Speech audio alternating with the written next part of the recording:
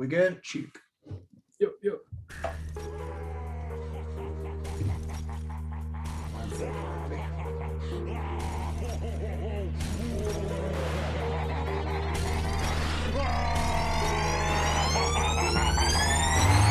Yeah, we straight chillin', serial killin', pre-cold villains on the mic, got you reelin'.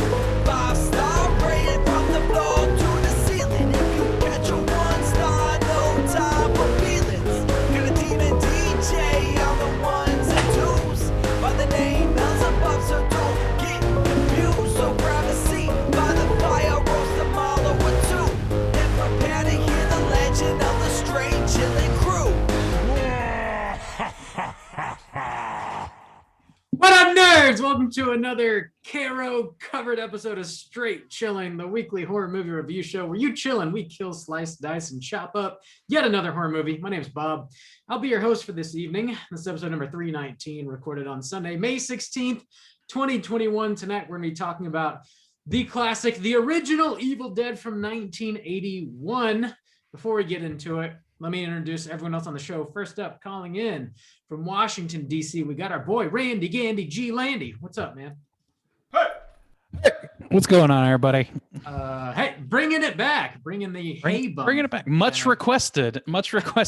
Hey bump. Yeah, it's short. Of sweet, unknown origin. Simple. I don't know. It's like, it reminds me of that, I don't know, the little Russian dance from what Okay, so like, you know where is he about? going with this right now? Well, it reminds me of Vladimir Putin specifically, is what it reminds me of. Hey, Hey, that's Putin, yep. all right. The word hey, Putin.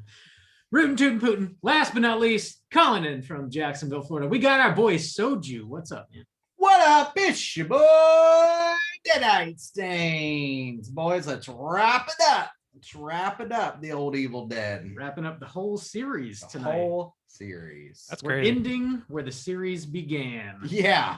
Yeah, Somehow we're- the first one is the last that we're going to cover. Huh. Systematic is what I would call us. Well thought out. Yeah, well-oiled machine here. We plan it all. Yes. We always have. But yeah, we are going to do a little straight chilling history today too, because we are finishing out a series. We haven't finished out a whole lot of overall, especially like classic horror series. Because I True. know we haven't. The only one I could think of that's comparable to this one as far as just the shorter size would be like Scream, because Scream only has 4. Yeah, maybe. Yeah. And we Scream, haven't covered those. So I don't know. This It's is kind of a big day. We're wrapping up a huge kind of horror franchise.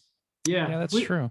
We've done a lot of Halloween movies, but not all of them for sure. We've Not only yet. Yeah. covered the Except original Halloween. Scream, but we got the others to do. We still haven't eventually. covered Halloween 2, for God's sakes. Jesus. Yeah, we got A Troll 2, guys. I mean, Jesus, what are we doing? I know, right? We got a lot of work. Left. We got 7 more years to go, boys. And then our sentence is over, I guess.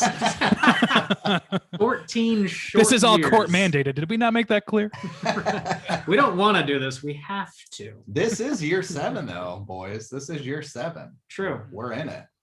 It was either start a horror movie podcast or go to jail. Yeah. So we 7 Man. minutes in heaven, boys. 6 to 1, half dozen of the other, you might say, but That's we right. chose. Before we get into the main event, let's tackle some housekeeping real quick. Here's another reminder. The June poll pick is currently posted on our Patreon website. If you support us at the $5 level or above, you get the chance to vote on a movie we're talking about this June. The theme for June is vehicular manslaughter, and the 3 movies you can vote between are Christine, Joyride, and Rubber. Bob, how are the numbers looking? Still neck and neck and neck? Yeah, they're all still pretty close, but the tides have turned. Okay. Uh-oh. Christine is in the lead now. Oh, Rubber has fallen away. Christine. Well, all right. Uh-huh. Well, we're about to see the kid from fucking Dressed to Kill right back at it, I guess. Yeah, You remember actually. that? Yeah, that's you're the right. guy, right? That's the same guy, right? Please think tell me I so. didn't fuck that joke up horribly. I think so. All right, great. Glad that we. Probably. That's If I didn't surprising fuck it up 'cause by getting it wrong, I certainly fucked it up by demanding an explanation. Rubber has been in the lead most of the month. So, Yeah, or yeah. like since the beginning. So, all right, Christine. I have Oh no, I have seen Rubber. I haven't seen the other two films. What about y'all? You've seen Joyride. Oh, I have Yeah. seen Joe. I'm sorry, I Yeah. forgot the third option. I'm not gonna lie. I'm not gonna lie. Wow. I have not seen Well, Christine. oiled. I've seen all three. Yeah, I've seen all three. It's been a while since I've seen Christine outright sober, but everything. But I remember them all the other ones pretty well. The other two pretty well.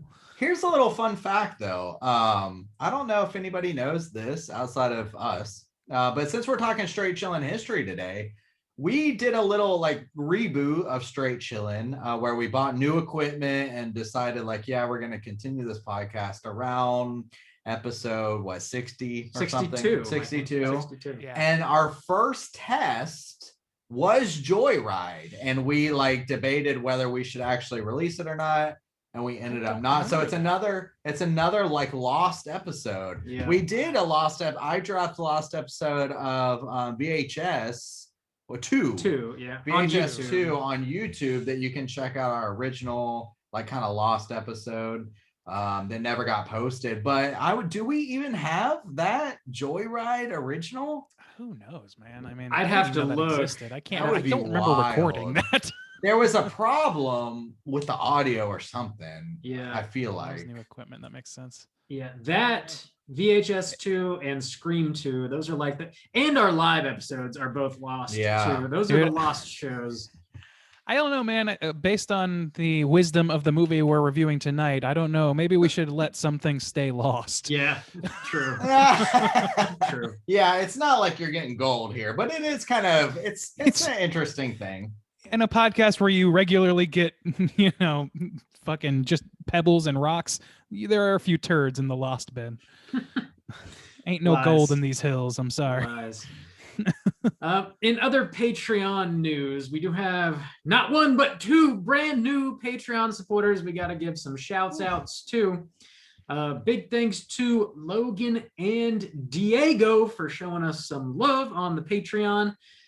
Greatly appreciate it, guys. Every dollar you contribute goes right back into the show. It helps us keep the lights on and means a lot to us. As is tradition around these parts, we owe you guys the straight chilling salute. This goes out to Logan and Diego. Here you go. Slap my ass. And one more. Slap me in the ass.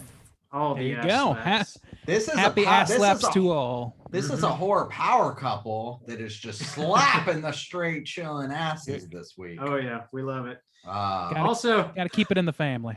yeah. I maintain that once Logan and Diego become wed, the straight Once chilling they do, no pressure. straight here. chilling trio right here is going to officiate. That's Yeah, gonna happen. I'll get my certification online. I will do it. I'll pay for the Yeah. plane ticket as long as it's within the same country I'm currently living. So as long as you don't move, That is a significant caveat for you.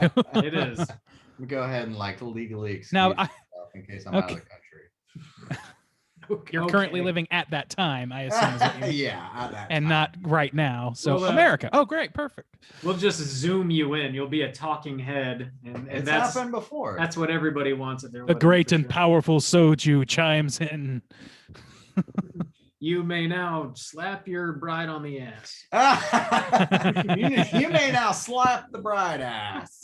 Dude, Now that let's shit figure would out who. crack me Let's hunt some cooters at this wedding. That's what we should do. up. Where's the Suss creepy 'em uncle? out. Everybody's Man, got a creepy Dude, uncle. our first Oh, yeah. straight chilling wedding? Wow. First of many, I hope. It would only be Malort. That's it's an open bar, but just stocked Time with to Malort. toast my lord. And Red Stag. That's It's Malort, Red Stag, and Soju, of course. the bridal party And gets treated to soju. the Red Oh Stag. man, the trip split. Oh, man. The trip split. Damn. That's the trip We split. got some planning to do. Yeah. Apparently, we're not only officiating the wedding, we're also the wedding planner. Yeah, we're planning Oh the whole yeah, thing. man. Mhm. I've seen that J-Lo movie. I know how it's done. Totally. I think that's all we got regarding Patreon. Juice, do you have anything to add? Any new shit? Actually, my house is clean again. My house has been clean most weeks. That's not acceptable. I'll try to be better and dirty it up for you guys. Filth up your house, please. Yeah, I'll try. Tight. Sounds like our houses are clean. This house is clean. Tight. Let's go ahead and get to the main event. We're talking about The Evil Dead, and we're kicking it off with the back of the box. What's on the back of the box?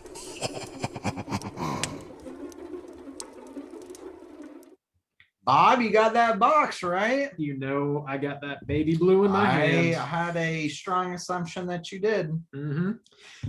Usually, most weeks you do. True. That's true. Talking Evil Dead from 1981, written and directed by Sam Raimi, starring Bruce Campbell, Ellen Sandweiss, Richard Domanicore, and some other folks. Plot synopsis is as follows. It has been called ferociously original, relentlessly terrifying, and the ultimate experience in grueling horror. Now, nearly 30 years after its first unleashed, the forces of the Deadites upon our world, the moment that millions of fans have waited for have finally arrived. First ever Blu-ray edition of The Evil Dead. Talk about the transfers, please. Features a stunning new HD transfer, personally supervised by writer-director Sam Raimi himself, etc., etc. Also,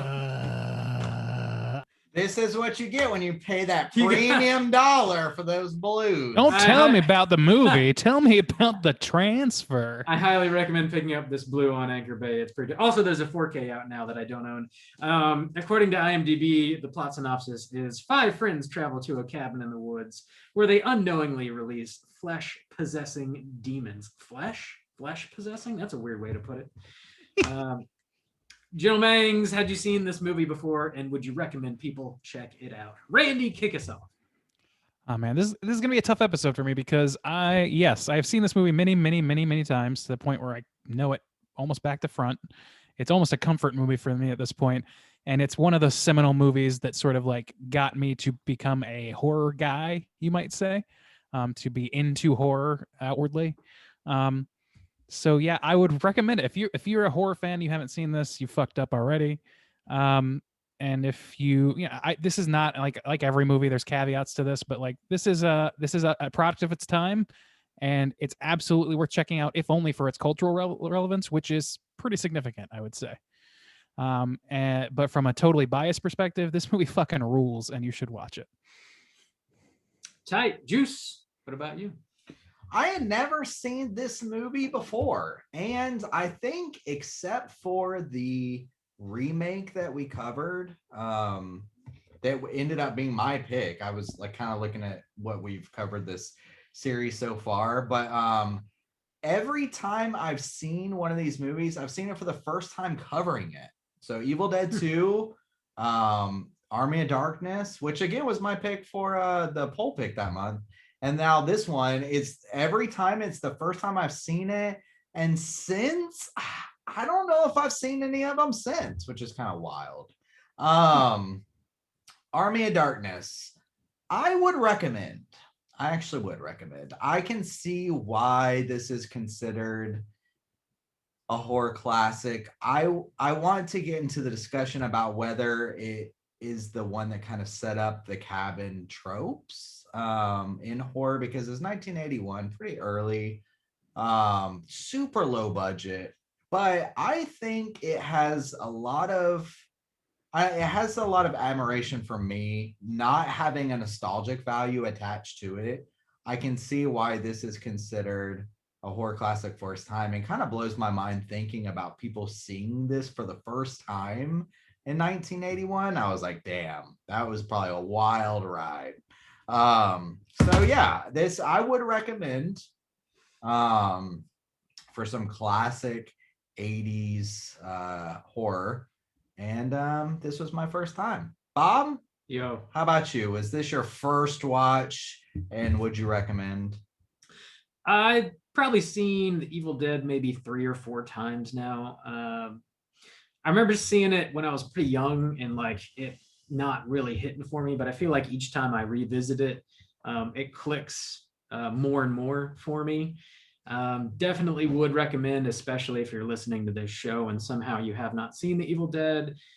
It's a classic, like Juice touched on. It establishes a lot of horror movie tropes that as soon as you see them on screen, you're going to connect with and be like, oh, okay, this sort of helped establish that become a trope. yeah, I mean, if you're into horror, you kind of owe it to yourself to watch The Evil Dead. So do it if you haven't. And without further ado, we're going to drop that spoiler warning and get into the rest of the movie. Here we go.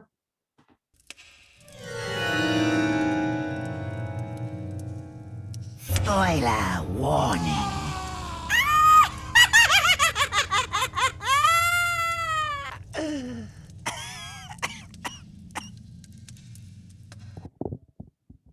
Bob, do you have that typed up plot synopsis? I do indeed. All right, let me hear it. Do it in your best Dr. Olby or whatever's voice. Yeah, I'll try. Ash, Scott, Linda, Shelley, and Cheryl go on a vacation to a remote cabin in the woods. When they arrive, they discover the cabin is in disrepair. There is a creepy cellar door that inexplicably pops open. When they investigate the cellar, they find a book bound in human flesh, a dagger, and an audio recorder. They play the audio, and the voice on the recording relays information about the Book of the Dead, and then reads an ancient Kandarian incantation, which awakens slumbering demons, allowing them to possess people. Cheryl goes outside to investigate strange noises. She gets held down and raped by vines. She escapes and says that she wants to leave the cabin.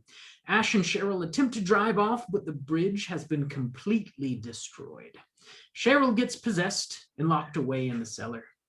Shelley then gets possessed, thrown into the fire, stabbed with a dagger, and is only stopped when Scott dismembers her with an axe. Linda gets stabbed in the ankle with a pencil.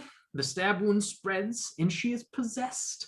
Scott tries to run away, but the wood beats his ass and won't let him leave. Ash wrestles with Linda, and she falls backwards onto the dagger. He buries her, but she rises from the grave and is only stopped when Ash chops her head off with a shovel. Cheryl escapes from the cellar and double teams Ash with Scott. Ash throws the Ash throws the book into the fire, and Cheryl and Scott both decompose and explode. Ash walks out of the cabin to see the sun rising as the mysterious evil lurking in the woods descends upon Ash one final time. Ash screams and the credits roll. I feel Just like like that. My voice was pretty much done halfway through that, but Yeah, you did a vigilant Dr. Nobi for a few minutes and then it's too trailed much. off. Too much. Valiant effort. Hey, appreciate it. All right. To clarify, nothing happens in this movie. There really is not a plot. People show up to a cabin and get fucking killed. That's really it. Yeah, Well, they yeah. no, they do. It's just not. It's just a pretty bare I bones mean, it's a plot, which plot. is they play with some shit they shouldn't be playing with. Yeah. They have a. I mean, it's really the same as any other Evil Dead plot. I mean, outside of Right. Army of Darkness, that's its own thing. But like The all first the two movies are the same. 1, 2. Well, Yes. that's something I want to talk about today because honestly, I did a little bit of research and I understand what Sam Raimi was not allowed to own the rights to his own film, so he just made it again. Is that correct? I don't remember the specifics of that, to be perfectly honest. Yeah, so that doesn't I think sound that right is to me. wrong. I mean, so I watched the movie and then I put on the commentary with Sam Raimi and Bruce Campbell and listened to that. And they were talking about how vigilant they were in securing a lawyer when they made The Evil Dead and like had all the rights like spelled out to a T in a way that allowed them to make money off the film consistently since its original release. Even the first one? Yeah, the first one. Oh, okay. Well, then whatever I read was 100% Yeah, I'm wrong. looking up what I looked up, based on what you just said, Soju, and there apparently is some sort of line out there about this on Screen Rant and maybe a few other Yeah. places. So in dispute, let's say. I guess I don't remember or didn't know that. But I mean, if it's from Sam Raimi and Bruce Campbell's mouth Yeah, that they but they might got also- a lawyer. I mean, yeah, Yeah, but true. I And don't know. they might not own the film outright. I don't know. But they did say they were able to like clearly define lines in the original I guess contract that they drew up because they had to like get money. They had to like ask people to donate money basically for them to make this movie. And they had like a family friend that was a lawyer that helped them draw the contract up. Okay. So maybe they didn't fully own the movie outright, but I know that they were able to make money off it based on what they're saying. And this commentary was recorded like I want to say 5 years ago. It's pretty recent. Well, I mean, I guess that's something for us to dive into. Well, then Later. I'm curious then, Bob, because I think this is important, especially for this film and in discussing this franchise and how it got kicked off. Why the fuck did 6 years later, 7 years later, did they just make the same movie again with slightly different details, like spoilers, but he cuts off his hand and puts a chainsaw on it, or that crazy deer scene or something like that? Why? Do you have any explanation for like why this franchise is the way it is? I don't know. Do you, Randy, have any ideas? You know, I read the fucking, like, I've read Bruce's autobiography and all sorts of shit, but it's been so long that I don't remember any of the details of this shit. So I can't say with any confidence what it was. It could be some sort of rights issue, but I mean, I feel like you don't do that unless you have a reason. You know what I mean? Like, you don't, I think that maybe it was intended to prolong the series or something and like lead into the Army of Darkness idea, you know what I mean, and sort of push it in a certain direction. But that's just a speculation on my part. Yeah, I mean, just from a quick Google, which, you know, I spent a minute researching this just now. Apparently Evil Dead 2 is outright a remake. And the reason being was the budget for Evil Dead 2 was roughly 10 times the budget of the original, and it just allowed Sam Raimi to do a lot more that he wanted to initially do but couldn't afford to do. I'm seeing more outlets saying what Justin's saying though. So I mean, Really? I don't know what the deal is. Like, Yeah, that, I mean, if that's not true, then it's a well spread tale anyway. Yeah, I mean, I guess either way, to me, honestly, it feels very strange and not necessary, because now this is going to be a hot takes from Shaboy Mr. Hotcakes, but I'll go ahead and say that from what I remember, now it's been 6 years ago, because the first one we ever covered was Evil Dead 2, episode 47. Damn. And I have not seen that movie since. But I enjoyed this one. I thought it had a better feel. I didn't like the wacky silliness of 2. And I get like, yeah, he gets a chainsaw put on his arm and shit like that. And it kind of makes it more iconic or whatever. But I didn't like Army of Darkness either. And so to me, like, those films kind of ruin this, not ruin this one, but taint this one, in my opinion, because I'm not looking at it through like nostalgia goggles. I didn't grow up with the series. And to me, I like the flavor, the low budgetness of this first one. It has a more authentic feel, but the second one feels almost kind of try hard and super unnecessary, knowing the potential history of it, of like, yeah, we just got a bigger budget, we just want to make it again. That seems stupid to me. I disagree with that, like, on pretty much all fronts. So like, I don't particularly like Evil Dead.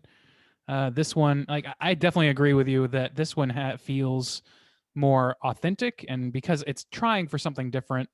And I can totally see a fledgling filmmaker who's trying to make his career in the early 80s trying to, you know, especially in the horror movie game where things are played fast and loose all the goddamn time. I feel like I don't think it's outside the realm of possibility for this to have happened more than once. Like, I feel like it's weird, certainly, and you could argue that it's unnecessary, or that you didn't like certain aspects of the retread or whatever later or whatever. That's all, you know, opinion based. But in terms of like Sam Raimi's decision to do that doesn't seem stupid to me so much, any more than any other like horror movie decision made at that time. Like, I don't know. To me, that doesn't really ring true. And I'm on record as saying the second one is my favorite because I really like the slapstick stuff. And I think that it really came into its own in terms of having a voice. But this movie is the most important of the three because it establishes so much. So I think that, you know, and because the second one does retread so heavily, it's it's tough to give it credit for a lot of that aspect of things. It really just builds on the formula that Sam solidified here. And this is actually a remake of a short film that he made, which he made on no budget as I don't even know if he was a student at the time or maybe just like a kid, maybe a high school kid or something. I can't remember, but what was it, like In the Woods or something like that it was called.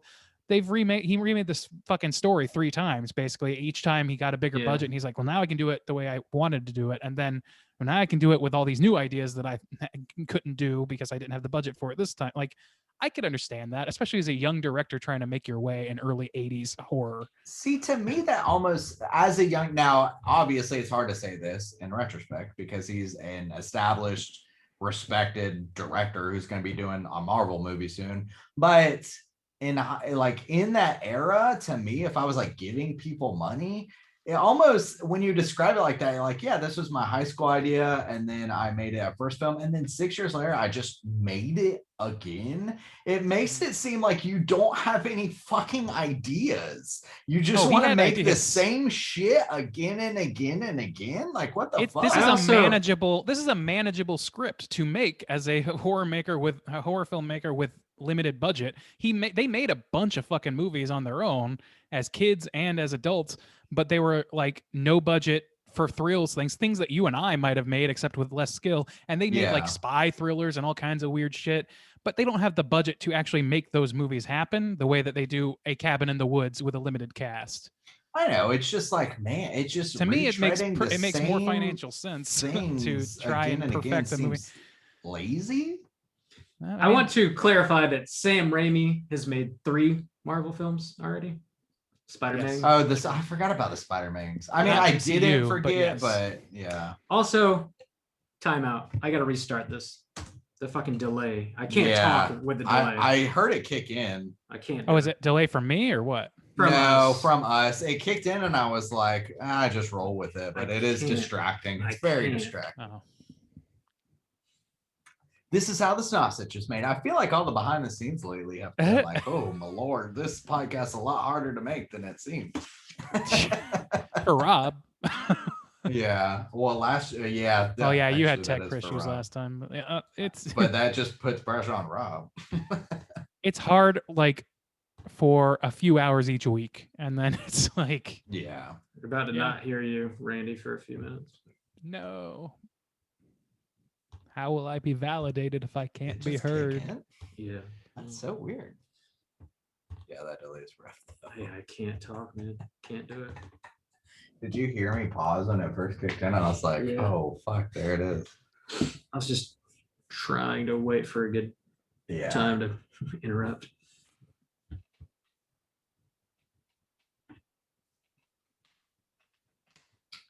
Wood grain.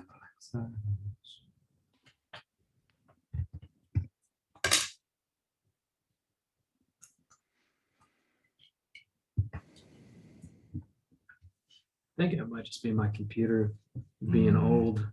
Yeah, you've had that thing a hot minute now. I need to get a new like little secondary computer that I'm gonna spend like $200 on max. I should just get a tablet, shouldn't I? No, I don't know. All right, we're back. What's up? We got you. How about my audio bumps? Double check that. Pumpkins. Yeah, I didn't change anything on Zoom. Actually, it's still rolling. So behind the scenes, baby. Sausage. Just checking. All right. All right. You ready, Bob? What were we talking about? How stupid this was to remake this film a million times. You were saying it was lazy, and Rob was saying that something. That he had directed 3 Marvel movies. Rob, why don't you click it and chime in? All right. Yeah. Do you have my pen so I can write down that timestamp real quick before you get rolling? Yes. Sorry. Thank you. Talking about lazy ass Sam Raimi. Right. Yeah, so like speaking of like Sam Raimi being lazy, I know one of the things that he mentioned on the commentary was like they specifically chose a horror movie to be their first picture because it was a way to break into the film industry. Like, so they're making movies in Michigan. Like, you know, they're not living in New York, they're not in LA, but they were very aware of the drive-in like movie circuit, which played, you know, grindhouse movies like horror pictures, like very low budget horror movies. So like, okay, well, maybe we can hit up some friends of our families, raise some money, make a movie that we can showcase at the drive-in, and then start a career that way. So they raised, I think it was like between $300,000 and $400,000, basically just like asking people around town to donate money, hitting up family members and stuff. And they made this movie, and it got into the drive-ins. And obviously, you know, Sam Raimi is where he is now. Bruce Campbell is where he is now because of that. So it wasn't necessarily like a love for like horror movies outright or like making this specific story. It was just sort of like a way that they could begin their career. As far as like remaking it goes, I don't know, maybe Sam Raimi did just have like some reverence for this story and wanted to do it justice with a lot more money. And honestly, like, I think he was smart to do so, and it served him well, obviously, because Evil Dead 2, largely, not everybody would agree with this, is the best one of the franchise. It's Randy's favorite. It's my favorite as well of the franchise. So I think he was smart to do it. I don't know that he was lazy or short for ideas, because Sam Raimi is fucking Sam Raimi. He's made a lot of great movies and obviously has a lot of ideas. Actually, that's not entirely correct based on the numbers. What are you talking about? So you said, so I will say, so you said this is the best one.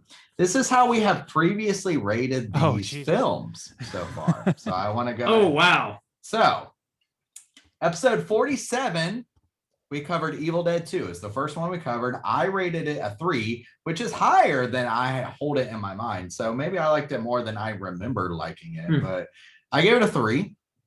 Randy gave it a 5, so it holds true for Randy. Solid. Bob gave it a 4. Solid. Okay. Now, the next one that we covered was the remake. Okay. Fede Alvarez covered it in 2013, redid it in 2013. This was episode number 111. I gave it a 4.5, so that is my favorite in the franchise. Solid. Randy gave it a 4, so below his 5-star for number 2. Bob gave it an equal score, 4. 4 and 4, nice. 2 and remake. And then finally, I think it was last year, maybe episode 229. No, it had to be more than that, but 2018. We did okay, it, damn. I think 229. We covered Army of Darkness, which is the third in the series, and I gave it a 2. I did not like that one. Randy gave it a 3.5, so far that was his least favorite, and Bob gave it a 3. So overall, so far in straight. Wait, what was mine? I missed it. It glitched out. Randy, you gave it a 3.5. Army of Darkness. Okay, that tracks. Okay. So the overall aggregate scores, because there were other people, I think at least on Army of Darkness 2 for sure, but I mean. Goddamn, Evil Dead 2. The aggregate score was for our Evil Dead 2 was 3.8. For Army of Darkness, 2.83. And for the remake, 4.25. So far in straight chillin' history, the remake is ranking the highest amongst all of them. I mean, but he was not speaking about us as a group. He was talking about generally. Just me, and I did say Randy, but I really just talking about my opinion. And that's been true for me for a long time. I feel like largely people do appreciate the second one more. Not everybody, but a lot of people do. So Bob, I think it's a pretty large group that because it strikes a perfect balance for people who like the comedy aspect like that movie, people who like the horror aspect like that movie. It's just a perfect blend, and that's the reason that I like it best. I'm curious too, because Bob, you said that one was your favorite of the series, but knowing that you ranked 2 and the remake the same, with technically 4. They have very different flavors. True. And now for the first time seeing this first film, I would say to me the remake is most true to this original film, because it focuses on the brutality and just the fucked upness of what's going on in this cabin. Fucked upness. Yeah, fucked upness. Bob, so between 4 and 2, you still definitely prefer 2. Yeah, I appreciate them both for very different reasons. The Evil Dead remake is one of the most like horrific horror movies I can think of. Like it really ranks high as far as like movies that affect me on like a visceral level. It's like not a pleasurable watch, but it's like truly horrific. Evil Dead 2 is like one of the more perfect horror comedies where like it's all about the gags and like the over the top like Ash facial expressions and the man The puts a descent fucking into comedic madness. sure. Yeah, that's the perfect way to put it. Exactly. What Randy said. Also, he puts the fucking chainsaw on his hand in that movie. Like that's like iconic. Love it. And I think that's a key difference here that I kind of want to point out from my perspective of never having like been invested in this franchise at all, except for absolutely like loving the remake, having no attachment to this original series. But I tried to watch that show Ash vs. the Evil Dead, and I think the kind of crux here is I don't like the character, or I'm not like enthralled by the character of Ash. I don't find it particularly charming. I think his role here in this first film is surprising, and I thought it actually was kind of a cool twist because for the most part of this like first half of this movie, Scotty Too Hottie is the one who's fucking throwing down. Right. He kicks Ash doesn't do shit. They do a lead switch. He he kicks that bitch down into the fucking into the Drop cellar. kicks. Yeah. That shit cracked my ass. Scotty, man, yeah, we should talk about this fucking movie instead of yeah, like the we legacy. should. Of I this. just, So, I yeah. kind of since we are wrapping up the series, I definitely want to tie in some of the stuff. But I think just for me, the character of Ash, the silliness of it all. I get the one-liners that we talked about a lot in like Army of Darkness and I guess in Evil Dead 2, but that's not my thing. And I think that's why it's easier for me to just kind of appreciate these movies that aren't focused on him.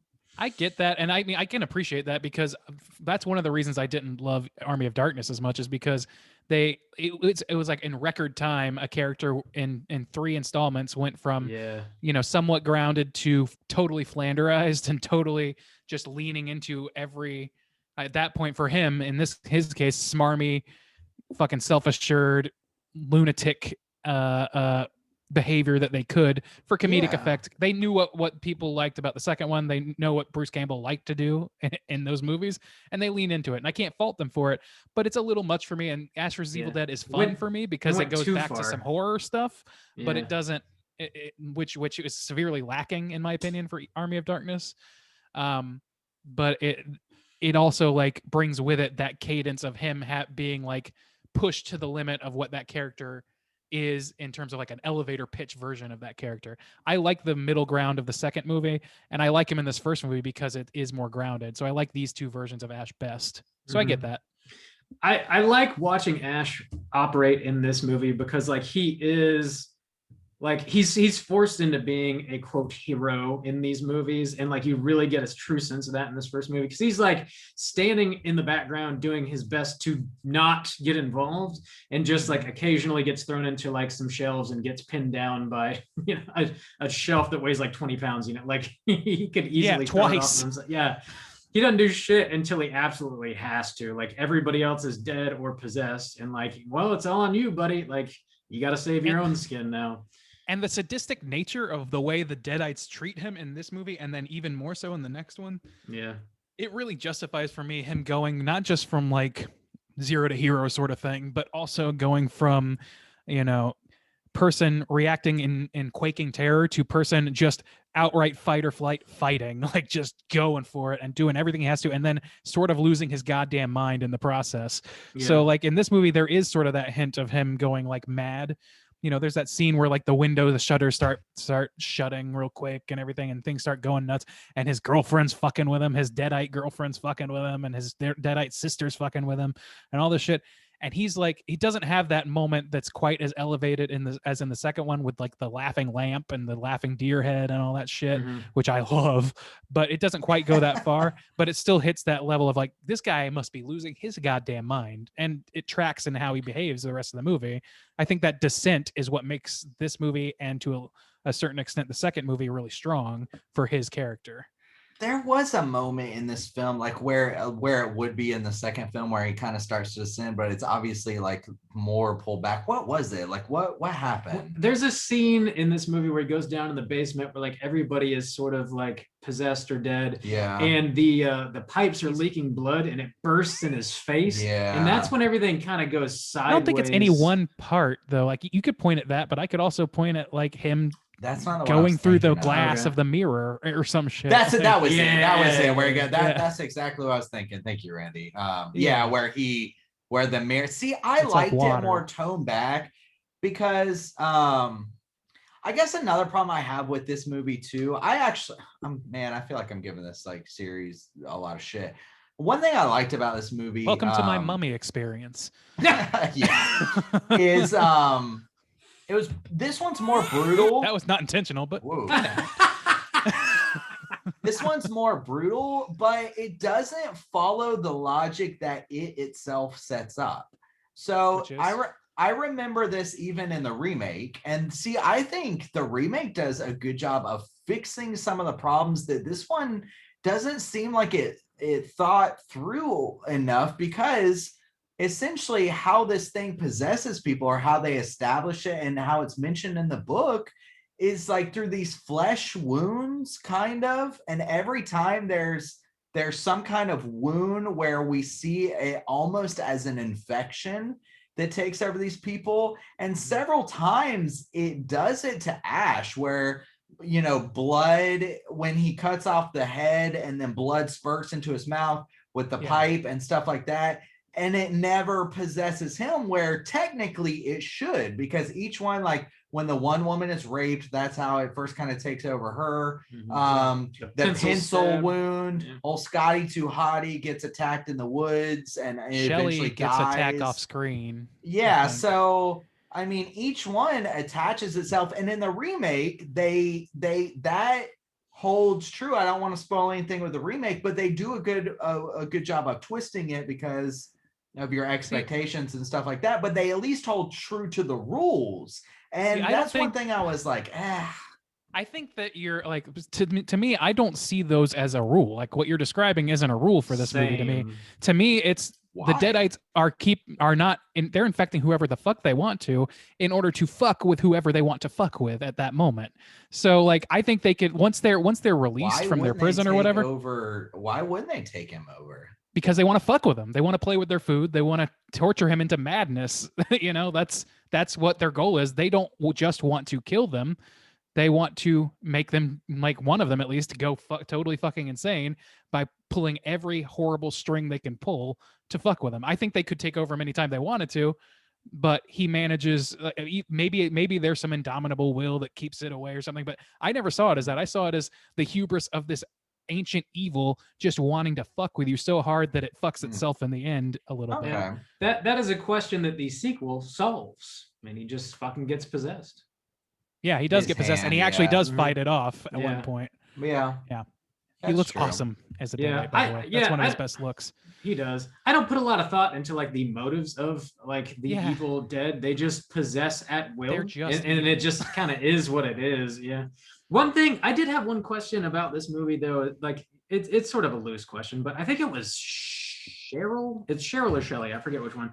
But when they first get to the house, one of them is like she's got a pad of paper and she's like sketching or whatever. And her hand, Cheryl, in her hand gets possessed and she ends up drawing the Necronomicon against her will. And it's like very frightening and off-putting. And she just like doesn't really mention that to her friends. Yeah. I'd be like, something is wrong. Like Well, we should leave. She's also the odd one out. Like the other two are couples. She kind of isolates herself and makes it seem like I don't know. She's There's a Ash's couple. sister, and that's why she's there. So it's like she Mhm. doesn't have a significant other with her. She's kind of Yeah. latched to Linda. I mean, I could see like if some weird shit happened to you by yourself, why you wouldn't tell your like young friends like, "Hey, I'm freaking the fuck out."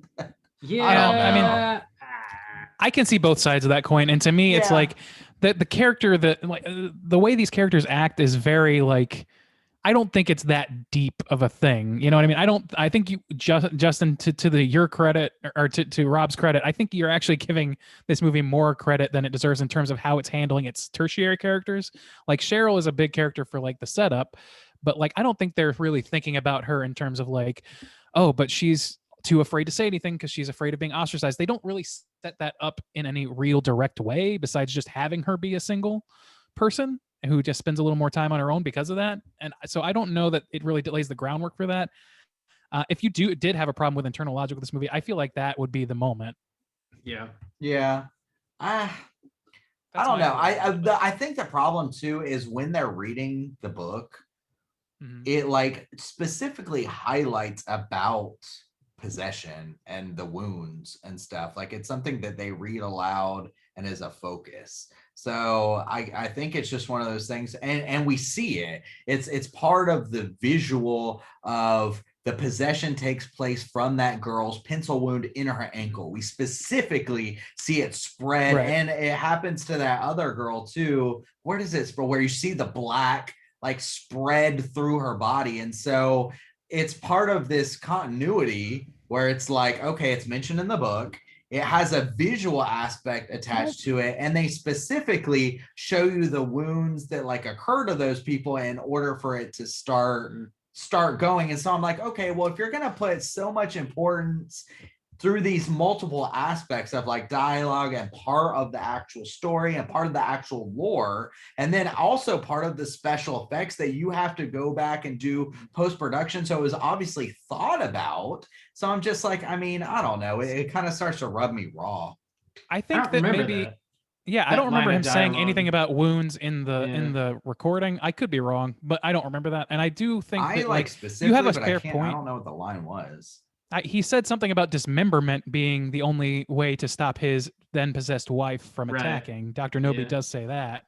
So maybe it got mistranslated there or something. But like to your point though about the infection spreading, I again kind of chalk that up to, and this is absolutely debatable, but I chalk that up to the things fucking with him because it doesn't take over her leg while she's under the covers. It takes over the minute that he checks her leg. I can see that. You know, and I could give that too because of the way that these personalities of these demons are portrayed, because they are very devious, mischievous, and they can turn on and off possession.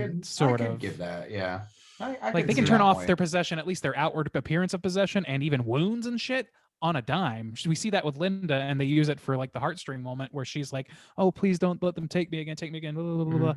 And then they do that with Cheryl as well. And it's like these things are able to do whatever the fuck they want, and they're using that power to do whatever the fuck they want to maximize terror. And that works really well for a horror movie, and it also works really well if your goal as an evil entity is to drive people insane and make them chop up their family and friends. Something I wanted to sort of bring up and touch on regarding this movie is like probably the most infamous scene of this movie is like the whole tree vine like rape sequence. Man, like it's been a few years since I've seen this movie, and like when that happened, like I knew it was coming, but like fucking that shit is hard to watch, even though it's just like vines. I don't know, man. Like it's hard to square with that sequence. Like it's very effective and like it's scary and terrifying, which is the purpose of the scene, but like is that going like a bridge too far? Like watching that in 2021, you know, like is it too much? Like I don't know how you guys I've always kind of thought it was a scene. bit much, but for a movie that's going for much, it's tough to fault them entirely, especially I don't know, especially in a time where like Last House on the Left and shit is going on. Like this is not untreaded territory at the time. It's just adds a supernatural spin to it, and it's a very visceral scene because this movie aims for the visceral. So I have a hard time totally squaring it, but also a hard time condemning it entirely. And that's one of the problems I have too, because when I was researching this film, another headline that kept popping up was Sam Raimi, you know, really regrets the tree rape scene. And I'm like, okay, well, here's the problem with that. He remade the movie 6 years later, and that scene is still there. It still exists. and with the remake, now the remake was not Sam Raimi, but now this scene, which I agree is very troubling. Again, someone who's not attached to the franchise, the first time I saw that scene, I was like, oh my God. Like I just couldn't even. I thought, of course, it was very unnecessary. Now it was attached to a much more brutal Evil Dead remake. But going back and seeing these headlines of like, Sam Raimi really regrets this tree rape scene. And yes, and knowing yet 6 years later, oh, I got a bigger budget and I'm going to remake this film and I'm going to change very key scenes. Like, I'm going to, like, my main character puts a chainsaw on his hand. Like, that's a huge difference between the original What film. happens after the events of the first one? But like within the, if they recap the first one in the first like 15 minutes, and after that, his hand situation happens and the chainsaw situation happens. is that what it is? It's supposed to be a whole different group of people? Well, yeah. Well, they trim everybody except for Linda and Ash from the story of Evil Dead 1, and they cover it all in sort of a forward at the beginning of the movie. Okay. And then they have a whole new batch of characters who are the daughter of the owner of Dr. Nobi coming back to find his research with her husband or whoever else. Okay. I guess it's been so long since I've seen that film. I agree. I agree that the rape scene is like problematic. It's very disturbing. And really, again, the only reason I could see why it was included that way is when they're talking about when what I thought was part of the lore of like the wounds being kind of like the infection point for these demons. And so I was like, well, I mean, at least like that's something. It's still unnecessary because they just beat the shit out of Scotty Too Hottie. But but I mean, they rape Lynn, or they rape is her name Linda? Cheryl? Which one is it? Cheryl. Yeah. So I don't know. I agree. It's very troubling, and I don't know. To it's me, fucked up. I feel like there's a justification. There is a justification for doing it, like not a great one, and not one that it's not a choice I would make. But if your goal is to make it as visceral and depict this evil as the kind of evil that will fucking just violate you in every conceivable way, physical, emotional, safety wise, in every conceivable way, on its way to torturing you to insanity. Yeah, okay, like if you really don't want to pull the punch, then there is a punch you cannot pull in the form of sexual fucking shit like that. The problem with the first one is that I don't think that Sam or people of that time, like I don't think that it was handled with the kind of care that we would want to give it today. And that, you know, she doesn't even like say anything happened, which, you know, and to her credit, it's like, how do you explain that? But she's like, the trees are alive. I want to get out of here. And like, not only does she not go into that, even though everybody is acting insanely like calm about what happened to her, and it's like, yeah, you're all ripped up and you clearly got torn the fuck up, but yeah, you don't want to go to a hotel, do you? Like, what are you fucking talking about? But here's like not specific to this film, but here's how I always treat rape in films, especially horror films, because it's used so often, unfortunately, or it feels like it's used like there's a whole subgenre of rape revenge and stuff like that, which isn't this film. But how I always try to justify it for people who are like, it's part of the movie, or oh, like it needs to be there, it's disturbing, or like that's what they're going for. I always think like, take the character who you root for, or who you attach yourself to, like let's say in this franchise it's Ash, okay, and switch him out with the woman who's being raped. Like how much more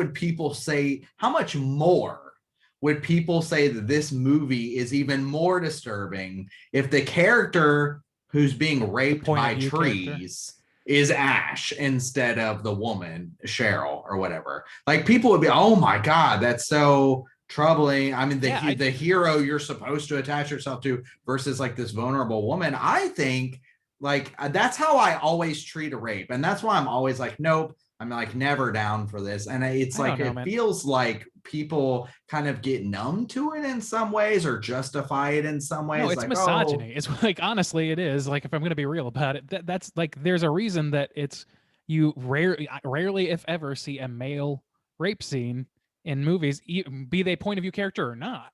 You almost never see it, or it's done for comedic effect, and like, yeah, that's done too. So I mean, yeah, those things. Reanimator, kind of.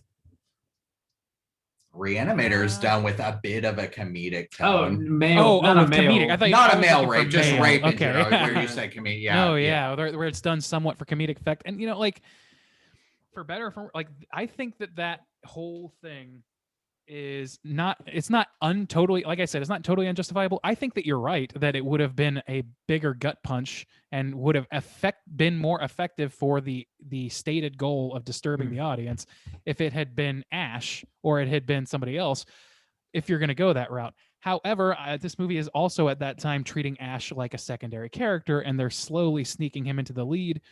I don't know. I think there's an argument to be had about it, and I think that, but I think the decision to go with a female in that position and then have her not even like not them basically never bring it up again and have it serve only like as a subtle purpose for her, like that you have to ascribe in yourself. I think that's an act of like unwitting misogyny on their part, because it's not just that she's like violated, she's violated in a way where she's like moaning and shit that, you know, if you took some of that moaning out of context without the soundtrack, it could be mistaken for pornographic. You know what I mean? So like, I don't know. I think that it could go both ways, and I think there's some fair criticisms to be made about it and some fair justifications for it as well.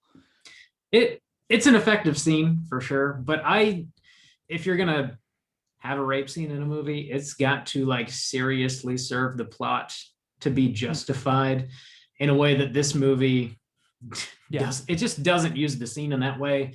Like, I don't know, Scott runs out in the woods and just gets like his ass whooped off screen and we don't see it, and then he's back in the cabin and gets possessed. Like, that could have easily happened with Cheryl too. Like, there's no reason to have this like long sequence where the vines not only violate her but disrobe her and caress her bosom. It's just like very, very graphic. I mean, if you could even shoot this scene in a way that just suggests what happens and doesn't really show it. I mean, they full bore show it. Yeah, and they spread her fucking legs in this. It's real egregious, yeah, and it's pretty uncomfortable to view, and it's just, it doesn't serve the plot. It's totally I don't think that it serves. I don't think the purpose it serves is anywhere near the level that would pass for me to want to include it in a movie I was making. But I give a little bit of consideration to the fact that this was a B horror movie playing at drive-in theaters in the early 80s. That was not uncommon, and it was, if they're going for that audience, they're playing to their audience to some respect, and for better, or certainly in this case for worse. And I would rather it not be there in the form that it's taken, and if it wasn't there, I would rather it be, like Justin said, maybe to Ash, or maybe to Scotty, or maybe just like brought up more as like a negative and more like being more specified as something horrific that has happened instead of just glossed over. Like, any of those things would have helped it, I think. But we got the movie we got, and that's by far the most troubling thing about this movie to me in terms of liking it. it is intended to disgust, and it succeeds in that. Now, real quick, because I feel like I've taken this as kind of like a jumping point to kind of share my overall maybe confusion about why this series is so popular. However, I like this movie. When it first started, I was like, I don't like this movie. I really did. When it first started, I was like, man, why? Well, I really, like, within the first 20 to 30 minutes, I was like, why is this series so revered in horror? Why? And like, why does it get so much attention and so much praise? Because again, I was detached from the whole Ash character. I thought Army of Darkness was not very good. However, this movie was made for almost nothing.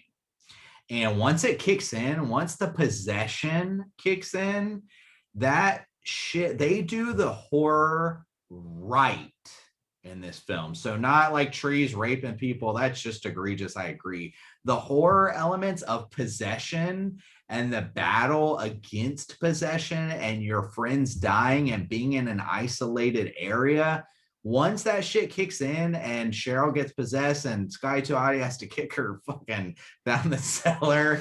Oh my God, dude. That should have killed me. But it was good. It was good. And I appreciated his descent into madness here more with the surreal mirror scene and him having to go into the basement. It just felt much more tense and gritty, and the makeup was fucking fantastic.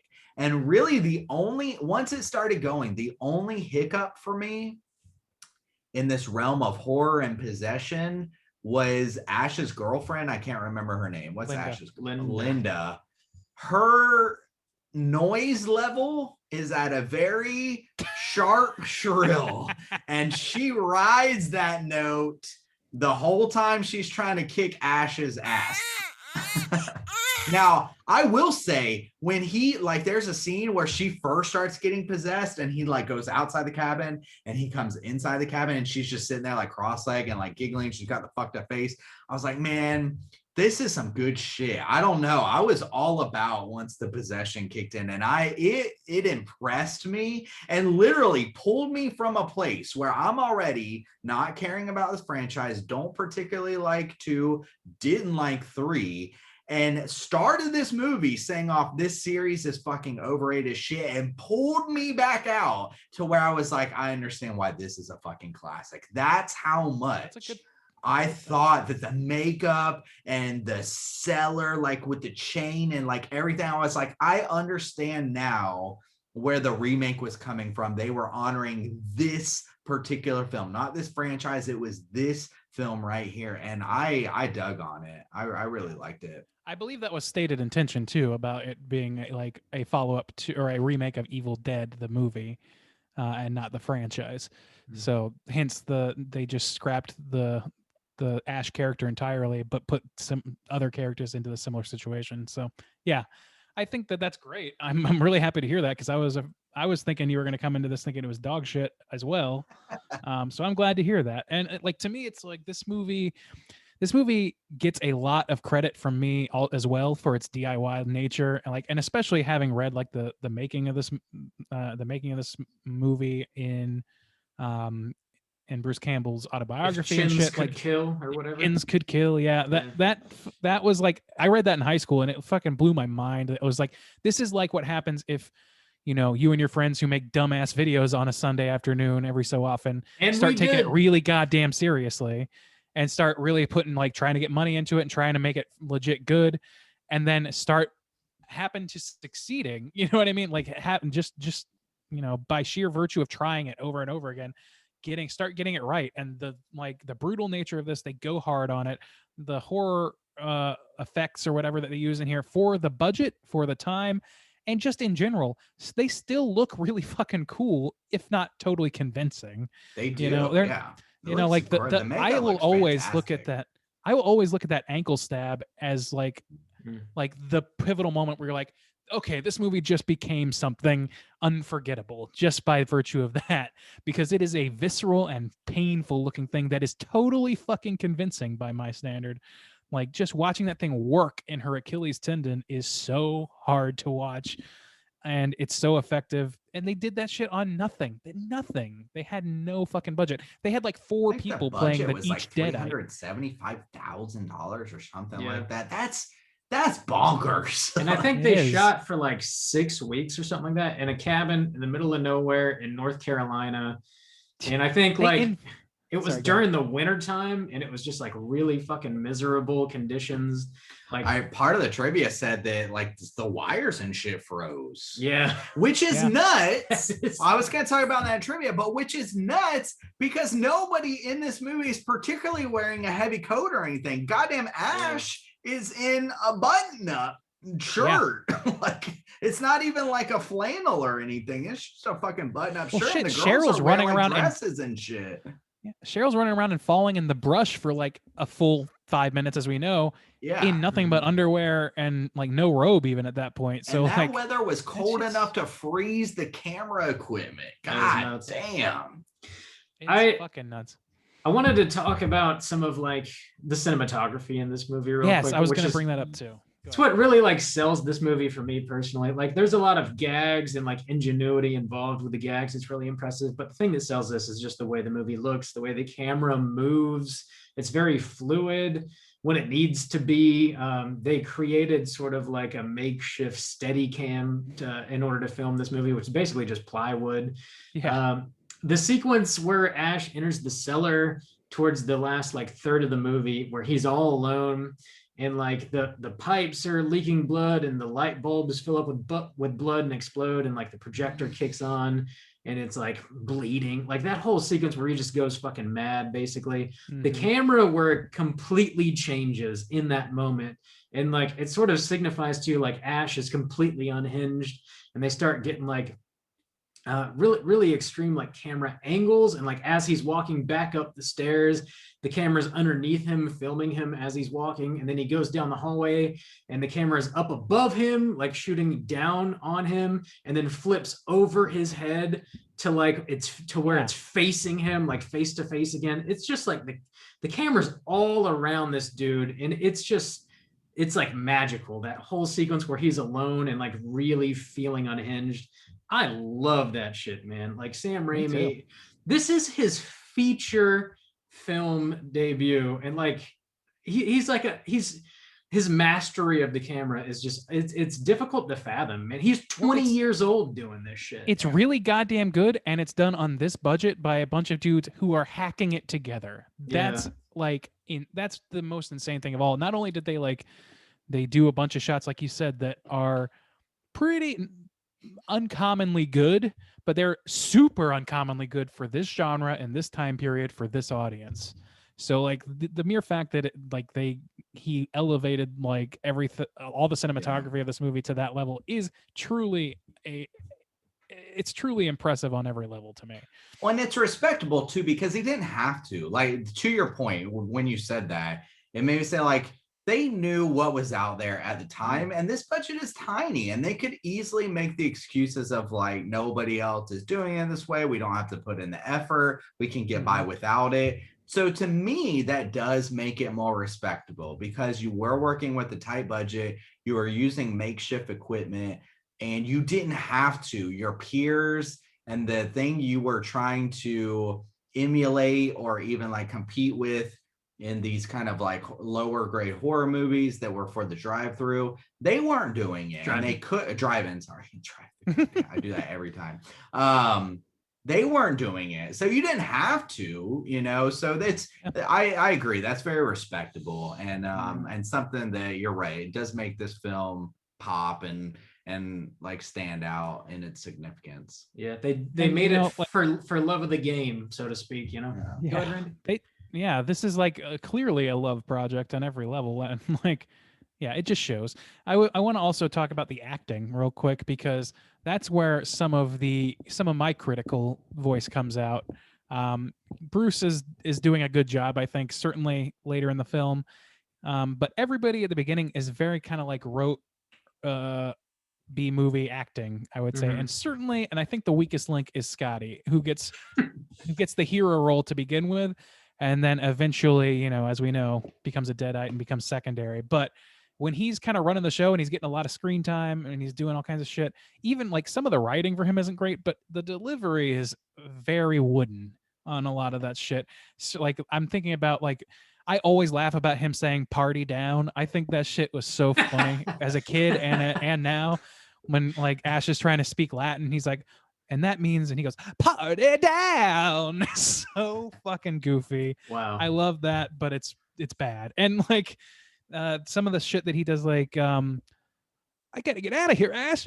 I gotta, like, some of that shit he's doing is just not coming off real well. And I don't know. He doesn't even like, Scotty is my least favorite character in this particular movie, and it's partially because of the acting when he's not a deadite, but it's also partially because his deadite self gets almost nothing to do.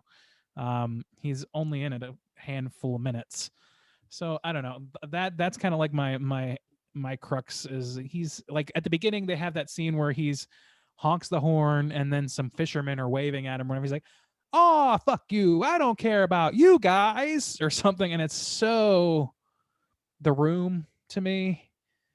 It just doesn't come off well. Yeah. That's pretty bad. I agree with you, and honestly, it was one of the main contributing factors to why the first, I don't know, 30-ish minutes I was like, nope, this franchise is overrated. I don't get it. It's because the acting was so flat, and at that point we hadn't really seen anything going on. It's just the cabin and them driving and stuff like that, and the bridge breaking and the setup for everything. I'll even give a couple more critiques contributing a little bit to the acting, but it feels a little bit from a directing standpoint too. When things first start to kick off, even that scene I mentioned where Ash's girlfriend, he comes in and she's like sitting cross-legged, but it happens a couple times. People do not act as freaked out as they fucking should. Like when that first girl gets possessed and she's floating in the air and then she collapses down on the ground, they're like, what did she do? I was like, that bitch was floating in the air. Like no, you should all be shitting your shorts right now. These reactions are not appropriate to what's happening. And part of that, I think, is actually the power of, and I wanted to praise the woman who played Cheryl, because she sells the fuck out of her part. Like, she's not in it a ton either. She's in it just obviously for the first, like say act, maybe act and a half. And she is I mean, I guess she is all the way through, but it's different. At some point it becomes Ted Raimi in a mask. But she, like, I don't know, her sales, she really sells her terror really well. So it actually makes everybody else's like kind of half-assed concern seem that much more fucking frustrating.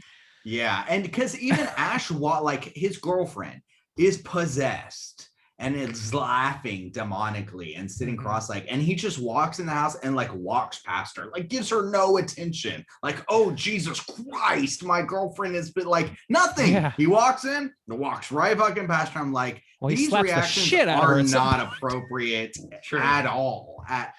And like when Cheryl's like, I want to leave right now, and he's like, oh, you don't want to go to a hotel, and then Scotty's like, I'm not going anywhere, and all this shit. Like it's all like so frustrating, because she's like, well, I'm leaving, Ash, you have to take me, and he's like, fine, I guess we'll find you somewhere to stay in town. And I'm so pissed. I'm like, if this happened to any of us, I have to think that you would stay with her. This is like at best, like, let's get the fuck out, dude. Now. Even if you don't buy that it's anything more than an unstable sister, that's a fucking unstable person that you don't want to stay in the woods with when she's having an episode. You want to take her somewhere where she can at least get her fucking wounds cared for.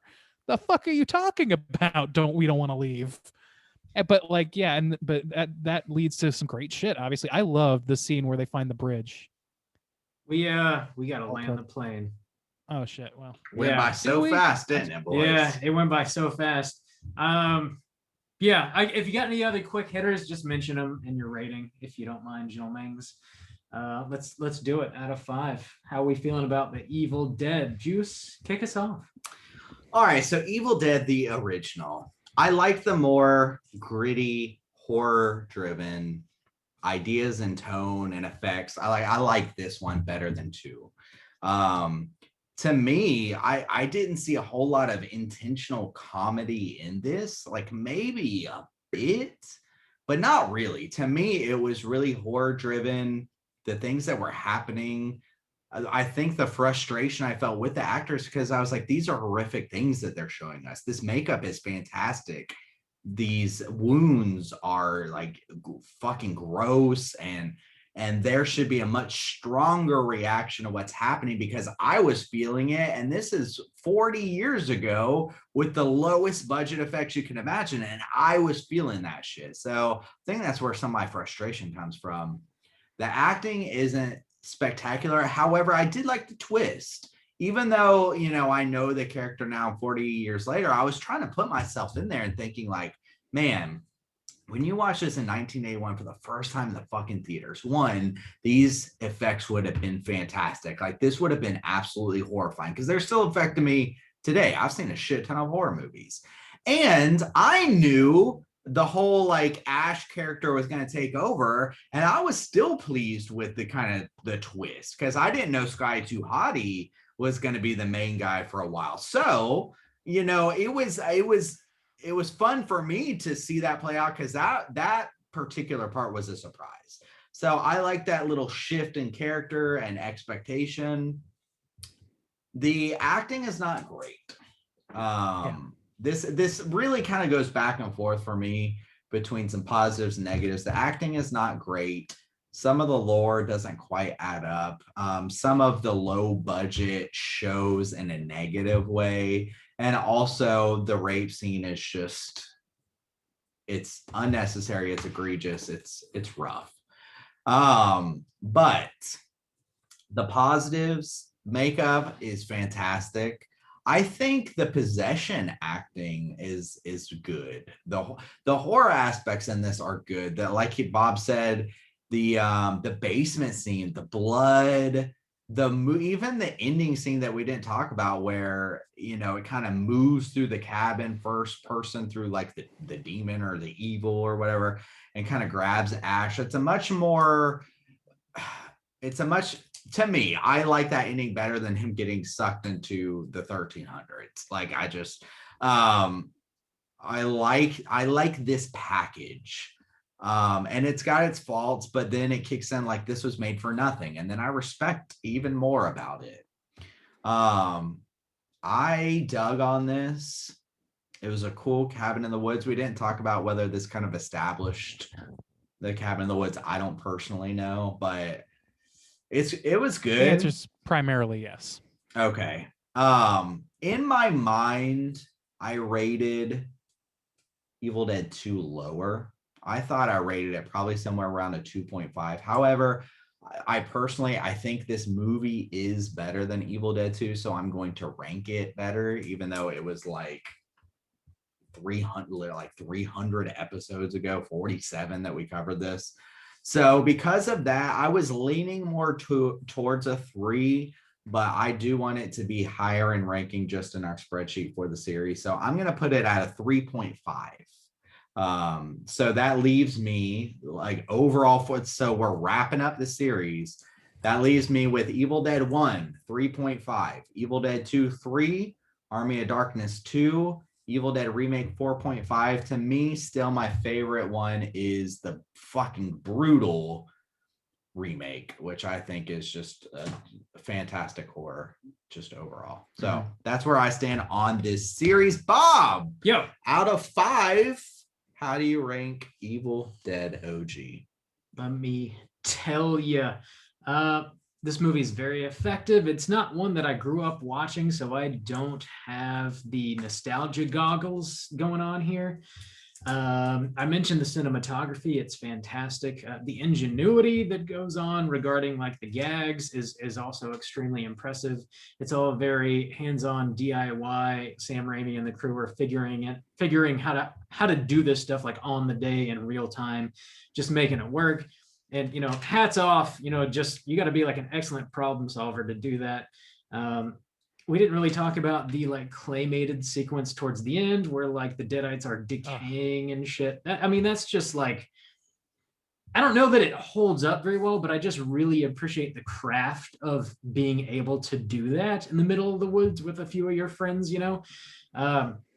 Also, the like Deadite voices are, I don't know exactly how they achieve it, but they're layered in a way that they all sound very similar and have maintained that effect throughout all the movies and the TV show.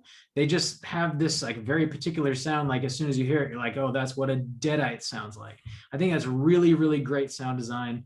It's very effective. This movie's horrifying. 40 years later, shoestring budget, it's still horrifying. For better or for worse, that tree sequence is in there. It's effective. I think it does cross the line in a way that if they removed it, it really wouldn't affect the success of the movie in any way. And I think like considering that just really proves that like, why is it even in there? I don't know. They're trying to shock, and it definitely shocks. So they achieve what they were trying to achieve with that sequence, at least. I don't know. Just seeing Sam Raimi's like absolute mastery of the camera. It's just fucking awesome in this movie. Like he's a kid, he's a baby, he's 20 years old. He makes this fucking movie that looks beautiful. I love the cinematography. Still, like I mentioned at the top of the show, I prefer Evil Dead 2. I think it's more successful. I'm going to give this a 3.5, same as Juice. Did you want to run down my? Yeah, might as well. So to wrap it up again, I don't know. This kind of feels like a big deal for me. I don't know if we have wrapped up a horror series in 7 years of horror casting. I don't think we have. Well, I mean, so this is kind of a big deal. We did like the 2 Conjuring movies. Like that doesn't really feel the same. But we didn't do all the Annabelle Takes a Shit. True. So I would watch Annabelle Take a Shit. I'm just curious how the mechanics of that work. So just wrapping it up. So episode 319 today, Bob ranks Evil Dead 1 3.5. Episode 47, Evil Dead 2. Rob said 4 out of 5. 229 was Army of Darkness. Bob gave it a 3. And the remake, which was episode 111, Bob gave it a 4. So the highest score he ever gave for this series was a 4. Mine was 4.5. I like this series more than you, Bob. Apparently so, man. Randy, Ooh. out of 5, what you gonna give Evil Dead OG? Okay, so I've given this a lot of thought because I was really worried about being too uncritical of this movie because of I did grow up with this. Like I said, it sort of pushed me towards the realm of horror in general at a pivotal point in upbringing. So I have a lot of softness towards this movie and the franchise in general, really. This is not my favorite of the batch. Like Rob, the second one is my favorite because I do like an infusion of comedy in there. I think that some of that going mad scenes in particular are like maybe my favorite scenes in the whole franchise, period. Laughing with the lamp, for God's sake, that is funny as shit to me still to this day. I just love the look of it. Anyway, but for this movie, I think that I actually kind of nailed all my other scores, and because the score I'm giving this movie is perfectly in line with how I see the sequence of quality here. So I would have considered giving this movie a 5, but the inclusion of the rape scene that, like Rob said, the real problem there, more than anything else, I can understand the how it ended up there, the thinking that brought it there, but it does not hold up, and it does not add anything that can't be added in less troubling ways. Those things can be done other ways, and in ways that are, handled with more care, I would say. So that's a minus 0.25 for me, just right there off the bat. And then the wooden acting is kind of the other big crux, especially at the beginning, because it is, like Justin said, like I feel like the first time you watch this movie, it's real easy to be thrown by it because it seems very much like any other B movie that some people will either like or dislike depending on their taste, but it doesn't seem very unique on the outset. And for the first act, for the most part, it feels that way. And I think that's due in large part to the acting and the focus on Scotty. Sorry, Scott. But Scotty Too Snotty, as I call him. But by the end where he's like, I don't give a shit what happens to Linda. I thought that shit was like, yeah, that's the real Scotty Too Snotty. That's him. Anyway, look, so, but going down the list of positives here, I think that, like, to Rob's point, like the stop motion, I think holds up really goddamn well. It's tough to find stop motion at all that can actually feel disgusting. I can't think of another example. This actually feels gross, and like it doesn't read as reality because I don't think stop motion really ever does, but it sells itself on its visceral grossness, as opposed to other stop motion moments like in Pee-wee's Big Adventure, where it's kind of just like, oh shit, like a 2-second thing that pops up and scares you and it's just startling. In this case, they take their time with that shit, and I think it plays really well still to this day. This movie is trope defining, to Justin's question. Yeah, like the cabin in the woods setting and like the reading of the Necronomicon, all that shit, those are things that existed in some form or another. But this is the movie that nailed them into the pop culture mind frame and this franchise in general. But certainly this movie is the catalyst for all of that. The movie Cabin in the Woods would not exist without this movie. That's for damn sure, at least not in the form that it is. It's less comic booky than the other sequels and leans hard into the visceral gore, and the DIY nature of the filmmaking really sells that very goddamn well. It still has, like Rob said, it's still scary to this day. It birthed, a lot of things that I really fucking enjoy, and it gets like a +1 point in general for just being a movie that I personally love. I'm allowing myself my bias to give it 1 full point. No, you're not allowed Which to do that. You can't do I'm that. allowed to do that. So I got Nah. mine. So I would have given it, given on its pure merits, I probably would have given it a 3.5. And I thought to myself, yeah, but this is a movie that I love that's stuck with me. For my own personal enjoyment, I'm adding a 1, which puts it perfectly at the 4.5 mark, just below Evil Dead 2, just above Evil Dead the remake with Fede Alvarez, and I guess like 1.5, however much above Army of Darkness, which is not really my favorite, and I think we know why. I don't like sand. Oh my god. I love that that's a new staple that we'll definitely get sued for sure. Oh yeah. Quicker than that. I don't know. If anyone's going to sue us, it's people the mouse. Randy's 4.5 is going to put our aggregate at a 3.8 for the Evil Dead. All right, so one more time. I don't know. This just like, again, 3.8. So surprisingly, our aggregate, because we've covered this with other people, or this franchise with other people, but for the Straight Chilling podcast, here's how it all ranks out. The Evil Dead series.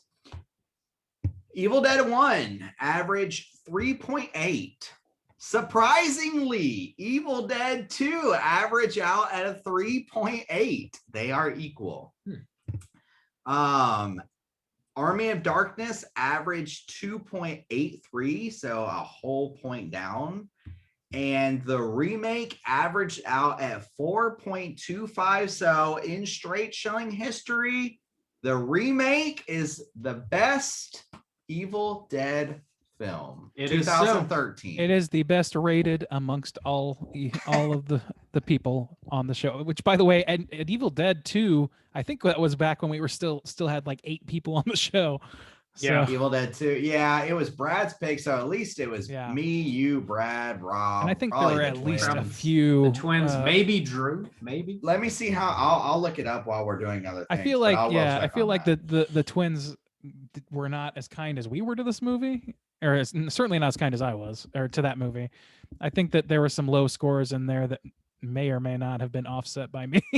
I'm honestly surprised I ranked it at I just in my mind I have it around a 2.52, but I ranked it what I ranked it. So I remember you being pretty sour on it. I remember Brad being sad. yeah, I remember that too, yeah. Pick. Yeah. How could you do this to me? No. Also, well, I don't know if we should put personal shit on. I guess I won't say.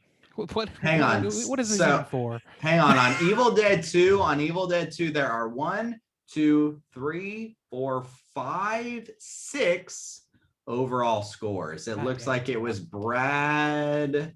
Oh shit, it's hard to read on my phone, but there were six of us rating this film. Well, So I mean- probably Bob, Randy, Juice, Brad. It's not a scientific Wins, method and we're Drew. using, but that is Yeah. the Yeah. aggregate ranking. Yeah. So we will live and die by that until the next Evil Dead movie is produced. And Evil Dead Rises. We'll be talking about it whenever it is made and In released. 7 years. We'll revisit the franchise in due time. Well, 100 episodes, I think. Let us continue on our journey here at Straight Chilling. Without further ado, let's jump into our Rotten Tomatoes segment, see what the critics and users think about The Evil Dead. Certified fresh to death. All right, folks, for the uninitiated, this is our Rotten Tomatoes segment in which I'm going to ask these two gentlemen to guess within the best of their abilities what the aggregate scores are on RottenTomatoes.com. And that's both the critics' review and the audience score. So we'll start with the critics, as we usually do. There are 61 reviews counted in this. So I think that crosses the threshold for what... Yeah, they do have a critics consensus. Okay, good. So I'm going to start with Soju. Soju, we'll start with you. What do you think the critics aggregate will be for this film? This is tough because this is an older film and now it has a reputation. It's got a director attached to it. It's mind-blowing that he was 20 at the time.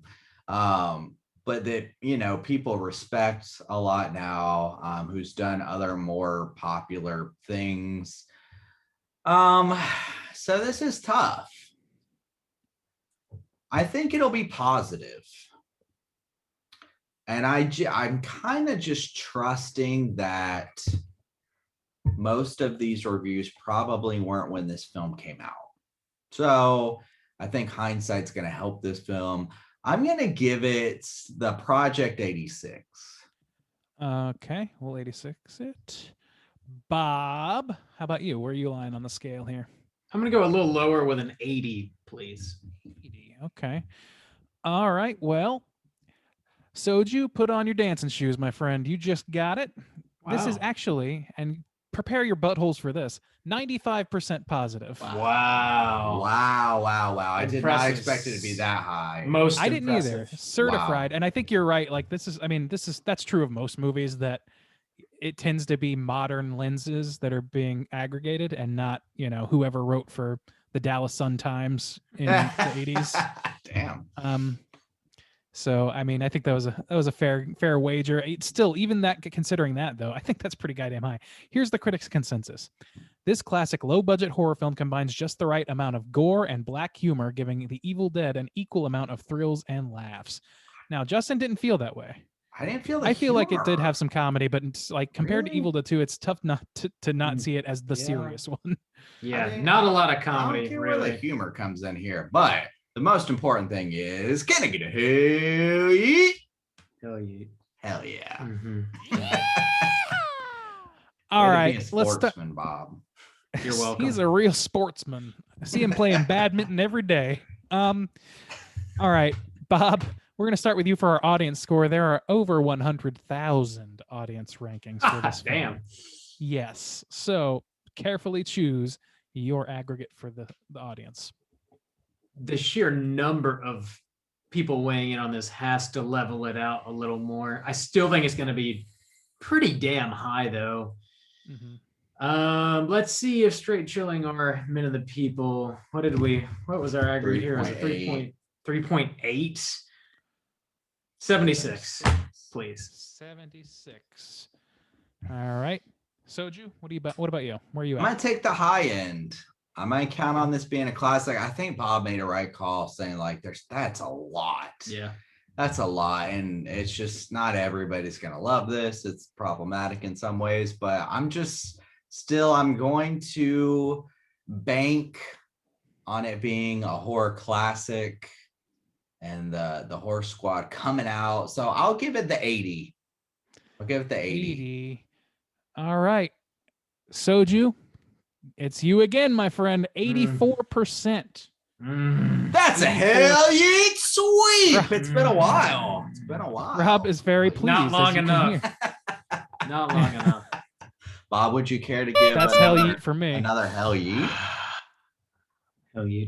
Yeah, hell yeet sweep. It's like eating my vegetables. God damn. It's good for you, Bob. It's good not. for you. It is not. It makes you a strong sportsman. I'm only feeding your ego. It does nothing for me. Trust. When Juice So- is happy, Bob is happy. As I always Lies. do, I am going to read a As you negative tell review. yourself. Yeah, okay, go ahead, man. I am going to read a negative review at random because they're typically funnier or not. I mean, pretty fairly haven't been Not recently. funny. But we're doing it anyway. Here's one. Doubtless, The Evil Dead was meant to be a sort of spoof, but in every genre by now, there are too many dud movies claiming spoof status. I don't think this person understands what a spoof is or what Or this what movie's the supposed to Evil be Dead spoof- is. Yeah. Like, Yeah, this was written in 2010, so no excuse, none. watch more movies, movie Yeah, reviewer. what do you think a spoof is exactly? What is this spoofing? Yeah, what is it spoofing? No. I genuinely can't tell you. I mean, you could argue that Yeah. Evil Dead 2 spoofs Evil Dead 1 a little Let's get bit. that guy on the Yeah. cast. Yeah. Explain yourself. Just say words. Straight chilling crew, Yeah. track this man down. Get him. Make him Let's not- explain himself. Let's not abuse the Yeah. limited power that we do have. Let's dox this fucker. I don't want to Um, dox him. I just want him to explain himself. Want his address. I don't want you to dox them, says Soju, winking at the camera the whole time. don't. Every Ooh, time I behind the say a word, I'm scenes, winking. it's real, heavy. man. It's real. Yeah, don't attack anybody, please. I'm good though. I think that's about it. We don't have that kind of power. Not yet. People aren't even getting tattoos. I don't yet. want. Once we reach Yeah, but this that shit doesn't go status- away It has been discussed. if we attain power in the next several years. This shit's still out there, and the wrong Attain person. power. You know? We're about to marry people, and we're about to Yeah. give tattoos to people. So here's our next two big I'm checklists giving for the the tattoos? Hang on. Yeah. Here's the next big the milestones Threshold. for straight chilling: marrying people and Mhm. tattoos. Okay. And so- doxing. And remember, happy soju, happy life. That's what Bob has learned today. So Yeah, if you Lies keep your on soju lies. happy, happy life. No. Make sure to happy please your soju, juice, everyone. Happy life. Yep, straight chin. We'll even do your taxes if you want. Nope, we got I you won't. covered. Rob will certainly attempt to do your taxes, and you will go to Uh, prison. We will invest your money wisely. Just give it all to us first, and we got you covered. There's Bob's jet ski money. He got it. He found a way. Daddy needs a new blue. But before Shit ton of dollars at night. before we get into that, it's totally time for some trivia. It's totally time for trivia. Now, Bob, you had a slew of trivia you wanted to somehow send to me. I'm going to be completely honest. Well, a couple things. One, I've been drinking a Okay. scotch. Yep. We Whoa. had a happy hour before We did. this podcast. But also, Bob, I'm not super attached to this segment. So if you wanted to take over it, especially for this episode, I have it pulled up. I have the standard, trivia or whatever, but I don't feel super attached to this. So if you would like to take it, I'll hand it over to you. Okay. Oh, That's man, fine. really married to the I segment. inherited this from Randy's distaste for trivia. Yep. I thank you every day for taking this curse off my hands. Yeah, I'll read some of this off real quick. So the original title of this movie was Book of the Dead. I already mentioned Sam Raimi was 20 when he was filming this. He was set on directing a horror movie. He opted to shoot a proof of concept short film. Randy, you mentioned this. It was described as a prototype that would attract interest to financiers to raise funds for a full-length project. The short film, titled Within the Woods, Raimi shot for $1,600. God damn. He eventually raised $375,000 to shoot the feature-length Evil Dead movie. The crew initially attempted to shoot in Sam Raimi's hometown of Royal Oak, Michigan. Instead, they eventually landed on Morristown, Tennessee. During production, the 13 crew members all stayed at the cabin, leading to several people sleeping in the same room. The crew, apparently, they were all very inexperienced. Obviously, they were very young. They quoted making this movie as a comedy of errors. The first day of filming led to them getting lost in the woods during a scene. Several crew members were injured during the shoot, and because of the cabin's remoteness, they really just couldn't find any medical assistance anywhere near them. So they were left to their own.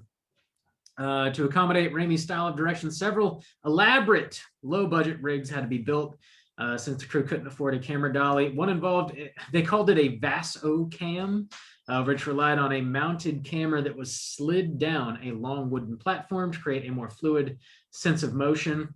I also kind of already mentioned this. They tried to recreate a Steadicam, but they called it a quote shaky cam. Basically, they just mounted a camera to a piece of plywood, and they'd had two people run with it on either side.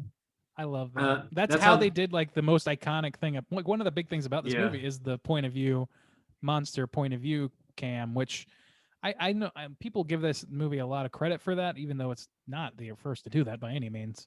But I don't know. They did a great job for having no budget to just use plywood. Oh, hey, welcome back, Soj. You couldn't even bother to be around for trivia for your segment. What? Well, welcome back. I've been here the whole time. Oh The, yeah, behind the scenes tells no lies.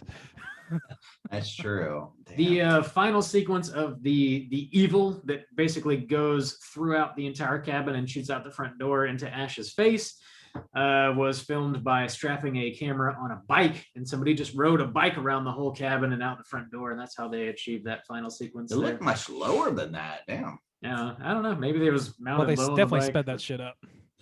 Yeah, I'm sure. I mean, Uh, just general, the shot looked low. Raimi, Oh, low. I thought you said slow. No, low. slow and low, Texas style. Sam Raimi was quoted as saying he enjoyed torturing his actors. Sorry, a little late with that one. He, per usual, he believed that capturing pain and anger on screen, I guess, was like more achievable if his actors were actually angry and in pain. So he was okay with inserting some misery into their lives. Several actors were inadvertently stabbed or thrown into objects during production, causing injury. Damn. During the last few days on set, conditions had become so extreme, the crew began burning furniture to stay warm. Since at that point, only exterior shots were needed. This could have been a last known footage film, like It could have been. legitimately. They since only exterior shots were needed, they ended up burning nearly every piece of furniture on set. Yeah, they were filming in December and January in Michigan, so cold as shit, or in Tennessee rather, not Michigan. After the extensive filming process, Raimi had a quote mountain of footage that he had to put together. He chose a Detroit Editing Association where he met Edna Paul, who eventually cut the film together. Paul's assistant was none other than Joel Cohen from the Coen brothers. Oh shit! Who helped edit this movie. The film's first cut Around here, that means big money. Indeed. The first cut of this movie ran 117 minutes long, damn near 2 hours. That is unnecessary. Yeah, wildly unnecessary. Which it's crazy to know that, especially knowing that the screenplay was 65 pages long. Like that's insane. That Well, long? I don't Becky know how pointed long out it- helpfully that while trying to sleep in the other room, she's like, "Is this movie only screaming?" Yes. That's what she Dude, said. once his girlfriend like kicks in, her giggles and screeches, whew, man, they were on another It's a lot. level. It's a lot. So the average screenplay is 1 page per minute of film. Oh, okay. So I like see. 60 minutes versus 120, 60 Oh. pages versus 120 minute like movie is insane. The final runtime of this is 85 minutes, which is way more palatable. Apparently most of the cut scenes were just like characters lamenting about how they were unable to save their friends. So just a lot of like screaming, wallowing, misery. So they cut a lot of that shit. Raimi opted to have a very theatrical premiere using custom tickets and wind tracks set in the theater. He ended up ordering an ambulance to just sit outside the theater to build some atmosphere. All these theatrics were very much inspired by William Castle, who did similar things to attract audiences to see his movie. Turnout was solid for the premiere. They had over 1,000 patrons show up, that's got to be a big motherfucking theater for 1,000 people. Damn. To come. 1,000? Good lord. Yeah, this also premiered at the Cannes Film Festival in 1982. The pecan. Pecan Film Festival in Mississippi, no doubt. No, There you go. the Cannes Film Festival in France. Stephen King was in attendance. He saw this movie and he quoted it saying that it was registering things he had never seen in a movie before, and that helped garner a lot of positivity around the movie. Stephen King talking good shit, that always works wonders.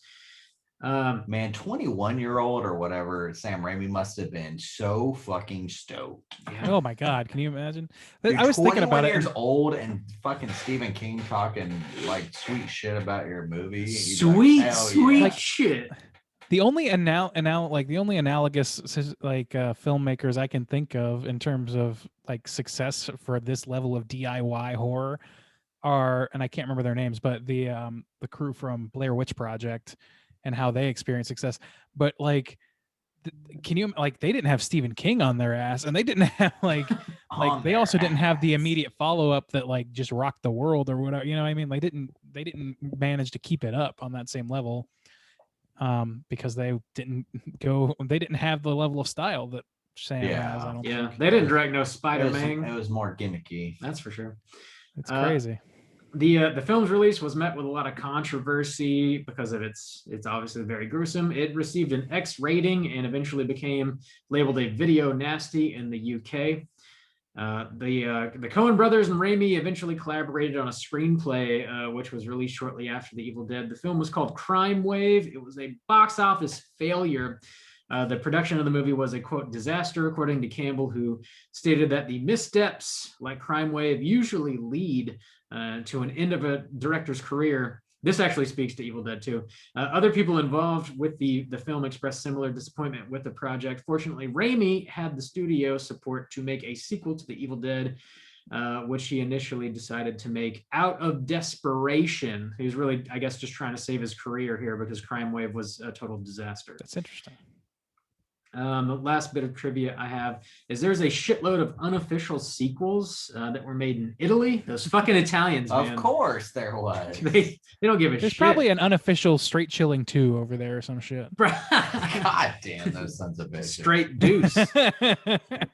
we're branching out into xenophobia these Alan, days. get on this, my guy. I know you're from My Italy. guy. I know you got your ear to the ground out there.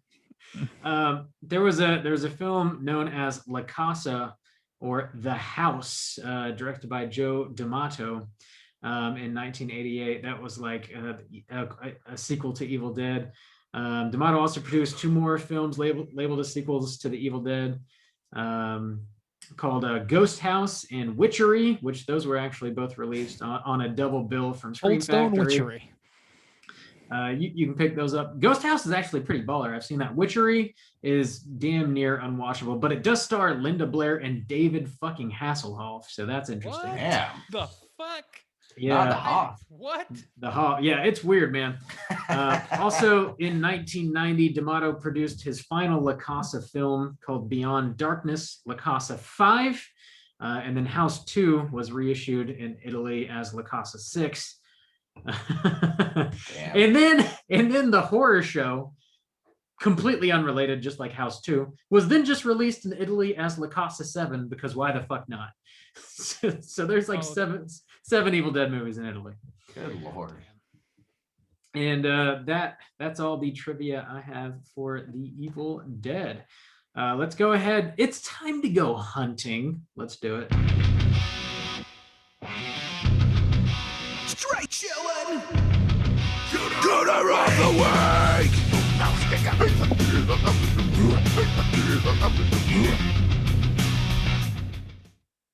Juice, what's Cooter? Why are we hunting him? Well, I gotta say, it's pretty nice not doing 2 segments back to back. You're welcome. You know, I should get to kick back over here. Cooter, it's a character type and a straight chillin' exclusive. Cooter must hit 3 of these 5 points to be considered a Cooter. We want a Cooter with the most points. 5 points are sexual deviance, smug arrogance, manipulation, overall looking attire, and overall patheticness. Boys, is there a Cooter in Evil Dead? I mean, I think you gotta go Deadite. Yeah, I think so too. If it's You gonna gotta be go with anyone, just you the gotta whole go crew. Deadite. Mm-hmm. So I mean- think we can nail them on sexual deviance. Yeah, Absolutely. Obviously. I mean, I was gonna say just trees because of that specifically, but I don't think that quite covers the other Woods. points. So Yeah. Okay. and so it's all we got one entity, rape I in the think, or like a books. group of them. So yeah. Mhm. Yeah. We got rape in the books. So check that Manipulation. one off the one. Certainly. Manipulation. Yeah. The one specific point that stands out to me is when it's Ash's girlfriend Linda and she transforms back into Linda after being a Deadite for quite some Mhm. time and teasing him and laughing and screaming and Right after attacking. he slaps the shit out of her too. Yeah. So we've got manipulation, we got sexual deviance on lock. Yes. What other points can we Look get them and on? attire. I Look would and argue that the Deadites look weird. They look like cooters. Are they wearing Look a like fedora? cooters to me. You know that. That's a neck beard. It's a whole different breed. One per crew. One per crew. A whole Yeah. crew full of fedoras now. I mean, like, you got the milky eyes, you got the stop motion faces. It's a pretty weird look these guys have. It's not typical. yeah. Yeah. Also, like they puke a lot of milk. I don't know if you guys Yeah. noticed that. Yeah, they do. Linda specifically is just constantly puking up milk. Like, what's going on? I don't know. She's lactose intolerant, man. Come on. Apparently. Are they? Oh, smug arrogance. I think we can Yes. nail them on smug arrogance. I definitely think we can Playing with their food constantly. Yeah, especially if literally what the you whole guys say movie to me. holds up, where they just don't possess Ash because they think they can fuck with him nonstop, and then he gets their asses by throwing the book in the fire. Then Mhm. Yeah, but then he doesn't really because Well, the yeah. thing comes back alive I because guess it's that's always playing with him. yeah. So smug arrogance. So we've already hit cooter status on the Deadites. Check. The only other one, Patheticness. overall patheticness. I don't Not feel like really, they're yeah. pathetic. No, I don't think they're all powerful for all intents and purposes they in this kick movie. a lot of ass apparently. So yeah, but still hitting pretty solid. Yeah. The Look in Attire, a little weaker point, but the other three are solid. So 3.5 for sure. I think we can book them, boys. I think so too. Yeah. I don't see any other contenders either. I don't think so. I mean, the only other one would be maybe Scotty Too Hottie. By the way, Randy, you know who Scotty Too Hottie is, right? The wrestler. Yeah, the wrestler. Yeah. Yes. Oh, Rob knows too. Yeah, even I know. Fuck. If you don't know who Scotty But this Too isn't Hottie Scotty is, Too you Hottie. need to This look here that is Scotty shit Too up. Snotty. I'll stand by that. He was the only other one that popped in my mind. I might give him Yeah. like overall patheticness by like bailing on everybody and then getting his ass kicked by a bunch of trees. Yeah, but he does like beat some wholesale He ass does some to work. start. He He drop kicks a does. bish. Now, Yeah. to be fair, he's just kicking a bitch down the stairs. Yeah, but he but does it's good. it. That's And Ash isn't doing shit for a while. Like, Yeah, he that does. scene. He, Oh my he's the God. only one doing anything It's until he true. dies and Ash has It's to. true. It's true. But he just so he has smug arrogance. I don't know that he has manipulation really. Sexual No, deviance. smug No evidence of that. arrogance, Look in yeah. attire. He looks pretty standard for the he time. does. Yeah, so I don't Pathetic, think he maybe a little bit. hits. Yeah, I don't think he hits, but he hits a couple No. of points with some resonance, not a ton. Yeah, he was Yeah. the only one that might even come close. But I think we just got to lock it up at the old Deadites. Yeah, it's the Deadites for sure. Okay. Tight, we got him. baby. We got him. Lock him up, throw away the key. Gentlemen, it's time for the social hour. We're letting our hair down. We're talking about what we've been watching this week. Hey gang, what you been watching? Oh yeah, Randy, what you been watching? Okay, so another light week for me. I've still been playing Pokemon Snap. It's still very, very fun and very relaxing for me. I have also been watching a channel on YouTube that I haven't looked at very closely for some time, but is very much close to my heart and has been in the past, which is Red Letter Media. I've been watching a lot of their Best of the Worst series, which, Justin, have you ever watched any of their stuff besides the Plinkett reviews? No, Those are the big ones I'm for not them. aware. So yeah, they do a bunch of movie reviews or whatever. They're very sardonic, and it's more podcast than it is movie or than it is video for the most part. Okay. But they actually got like fucking Patton Oswalt and Macaulay Culkin and all these people to come Okay. on the show. So like they've got they're just these dudes in Milwaukee who talk about movies, and they just have a really good eye for some shit. They're not always like on the money, I don't think, but they watch these Best of the Worst, which is literally like a game of chance dictates that they watch, 1 to 3 really bad fucking VHS tapes, and they just talk about them at length and make fun of them for the most part. And it's very, very, very, very, very engaging for me. That hits a lot of my pleasure points. I'm very much a Mystery Science Theater kid. That's where most of my humor comes from. So it's right in that realm. So I've been enjoying that quite a bit. Only seen a handful since I started picking it up again, but those guys have a great reputation. They're beloved on fucking YouTube, that's for sure. And I just kind of never looked back into their stuff after the Plinkett reviews for Star Wars kind of took the world by storm. Red Letter Media, huh? Yeah, they reviewed like the prequel trilogy in a character voice. I think we watched it together at one point, or I certainly watched it with Drew and Rob at one point. But it's a lot of fun. I know Drew's a huge fan of theirs. And then the last thing that I watched was they do the half in the bag. Yeah, they do Half in the Bag, right? They do Half in the Okay, Bag. so They do yes, Best I of the know who Worst. they They are. do a couple other things. Man, these dudes for are random. fucking huge now, aren't they? Oh yeah, they're like pretty well respected and around the YouTube parts. Rob, you know Red Letter Media, right? Yeah, I'm familiar with them. Okay, Half I in was the just talking. bag. I Yeah, don't know. I don't always They- agree with their opinions or whatever, but like that's why I really gravitate towards the Best of the Worst series because it's all just like ripping on like mostly dog shit tapes that aren't even movies most of the time. There are a lot of times like a shitty exercise tape or like just the shittiest shit you could possibly imagine that's not can't be fun to watch. And they make like fucking Macaulay Culkin watch that shit with them. It's really funny. Um Anyway, and then the last other thing I've been watching was a movie that came out on Netflix, I believe, just yesterday or just Friday. I mean, which was The Woman in the Window. You guys familiar with that with Amy Adams? No, never Um, heard of that. Good. So Bad. it's yeah, I didn't know much. I didn't know anything about it. Becky wanted to throw it on, and I had seen it was trending on Twitter, so I'm assuming it's brand new. Um, I thought it was pretty weak. It's got great actors in it. It's got Gary Oldman. It's got Amy Adams. It's got Julianne Moore. It's got a Damn. stacked motherfucking cast. But it's an adaptation. I found out later, an adaptation from a mystery thriller novel, and it just plays like the pulpiest, most predictable, fucking story from a pulpy novel that you can imagine. It reminded me a lot of a movie I talked about recently, not Premonitions. What is it? Deadly Illusions, but that movie was like about a schlocky horror thriller writer. And whether or not she was making it all up or if it was really happening, that sort of thing. And so it like played in that they would make it pretty schlocky and sort of like soap opera-y. This movie doesn't have that. And despite the immense talent of the cast here, it just kind of like it's very predictable by numbers sort of tropey thing. It's sort of like same complaint I had with The Mummy, which is that it felt like too tropey, and even as good as the actors are, the stuff they're given to work with just doesn't elevate anything. It's just kind of Still bitching about the Mummy. well, I mean, I don't know. It's just a similar complaint, but I'm like just I don't know. fucking That's with you.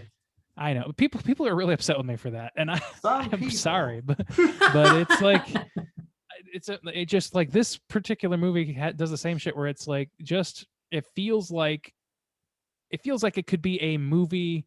It could be in a movie about making this movie. It's like, okay, we want to make a movie that's a schlocky, or not schlocky. It's like a mystery thriller, and then it's just really bombastic and silly seeming Mhm. because Wait, it's so predictable. what movie was that? I missed the No title. twist. It's called The Woman in the Window. Oh, I've never seen it. It's brand new. It's got Amy Adams and Gary Oldman and Julianne Moore and a couple other people, and Huh. you know, it's a stacked cast. Like I said, I love all those actors. They're all really talented actors, but they just don't have a lot of good material to work with. The best thing I can say is that it's color graded well. Who is in this again? Amy Am I going to say Adams? this a third time? I'm Is that what- fucking with you. I'm Oh, fucking okay. with I couldn't tell for sure, and you never. What was the name again? I'm just. I love being incontinent. So yeah, I am that's what I've been incontinent. watching. Those are the movies. I don't really recommend Woman in the Window, but it is also like inoffensively bad. It's not like terrible. It's something you could throw on a Sunday afternoon and enjoy yourself, I guess. I didn't love it though. you. Yes. I guess. All right. Cool. Juice. What you been watching?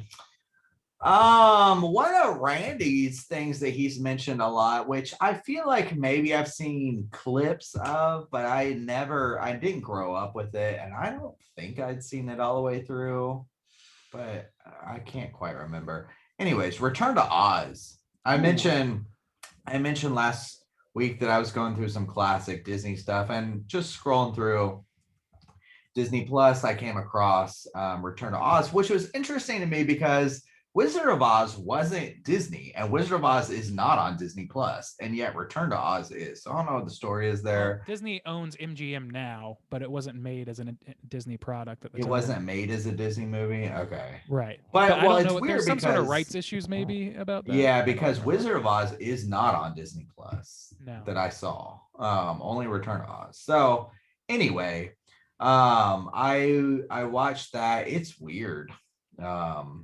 It's weird. Yeah.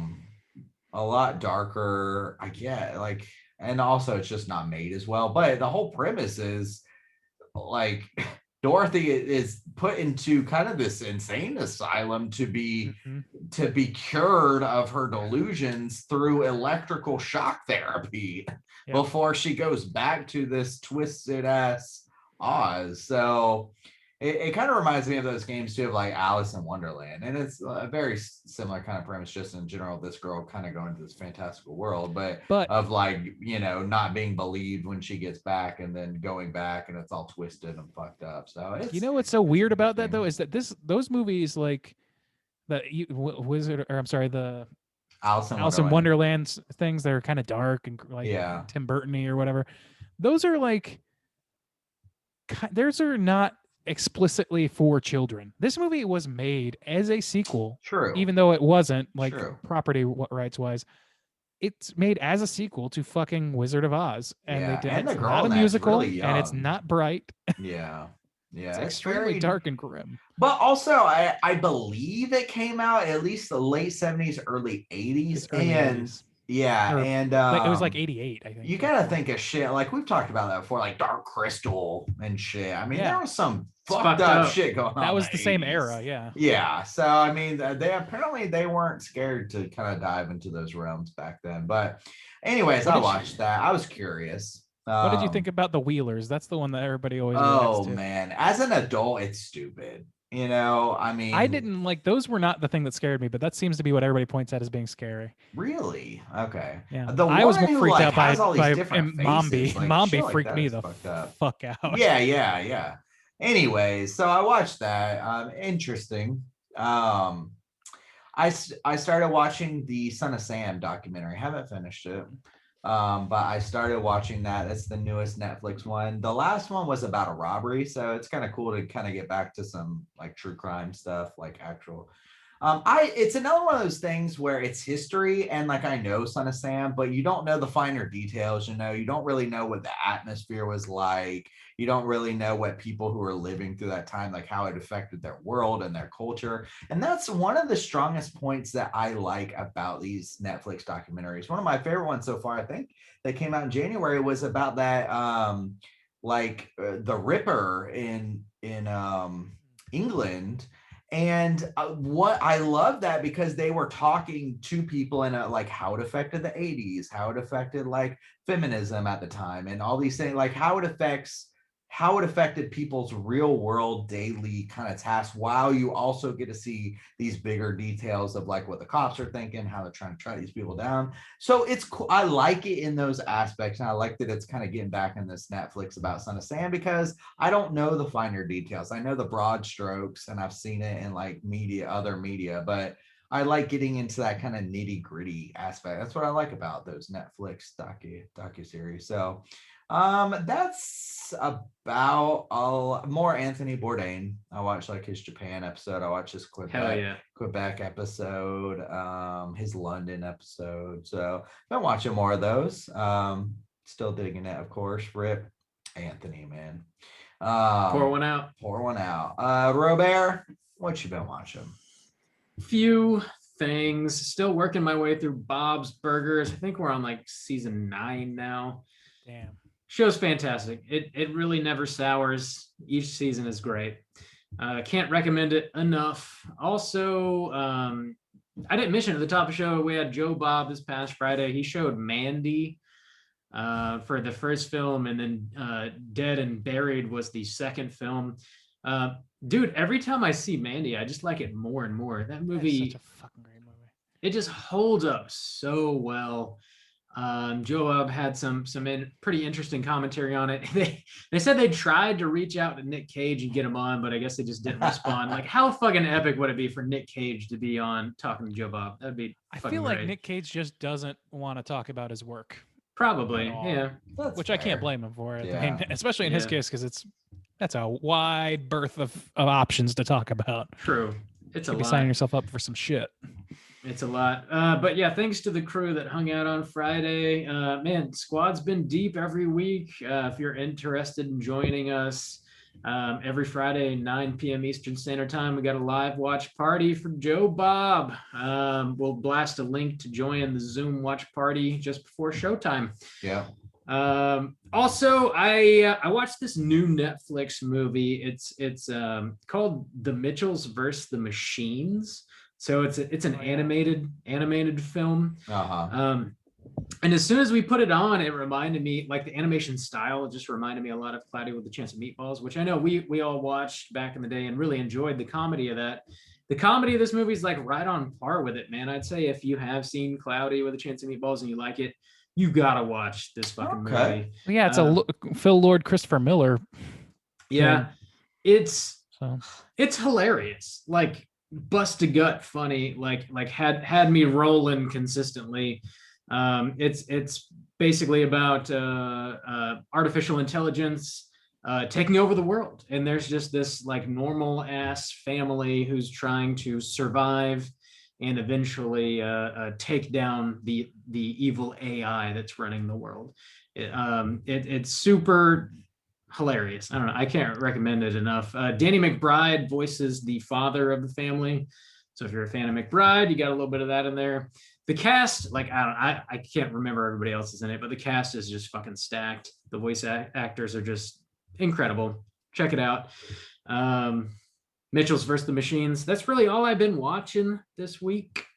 We got one more segment to get into, and that is, of course, our hotline Scream. Hotline Scream.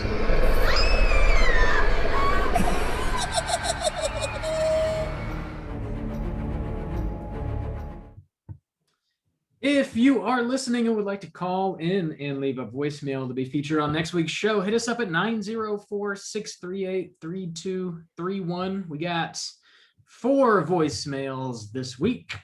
First up, we're going to hear from old 2 p.m. Todd. Let's hear what he has to say. Yeah.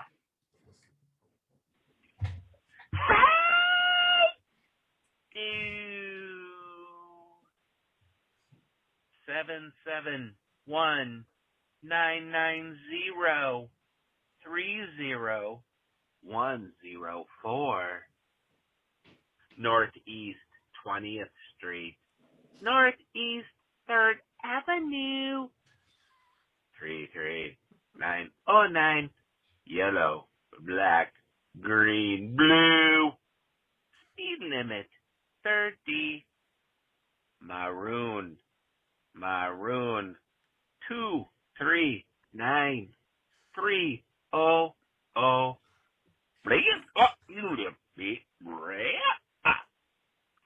Hey guys, 2 p.m. Todd.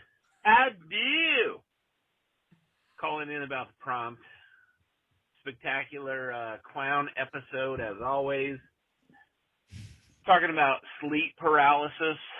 I unfortunately frequently have this bizarre dream where I'm trying to get, pick where you're trying to go. Like, am I walking through a mall? Am I going through a playground, a field, a street, whatever it is?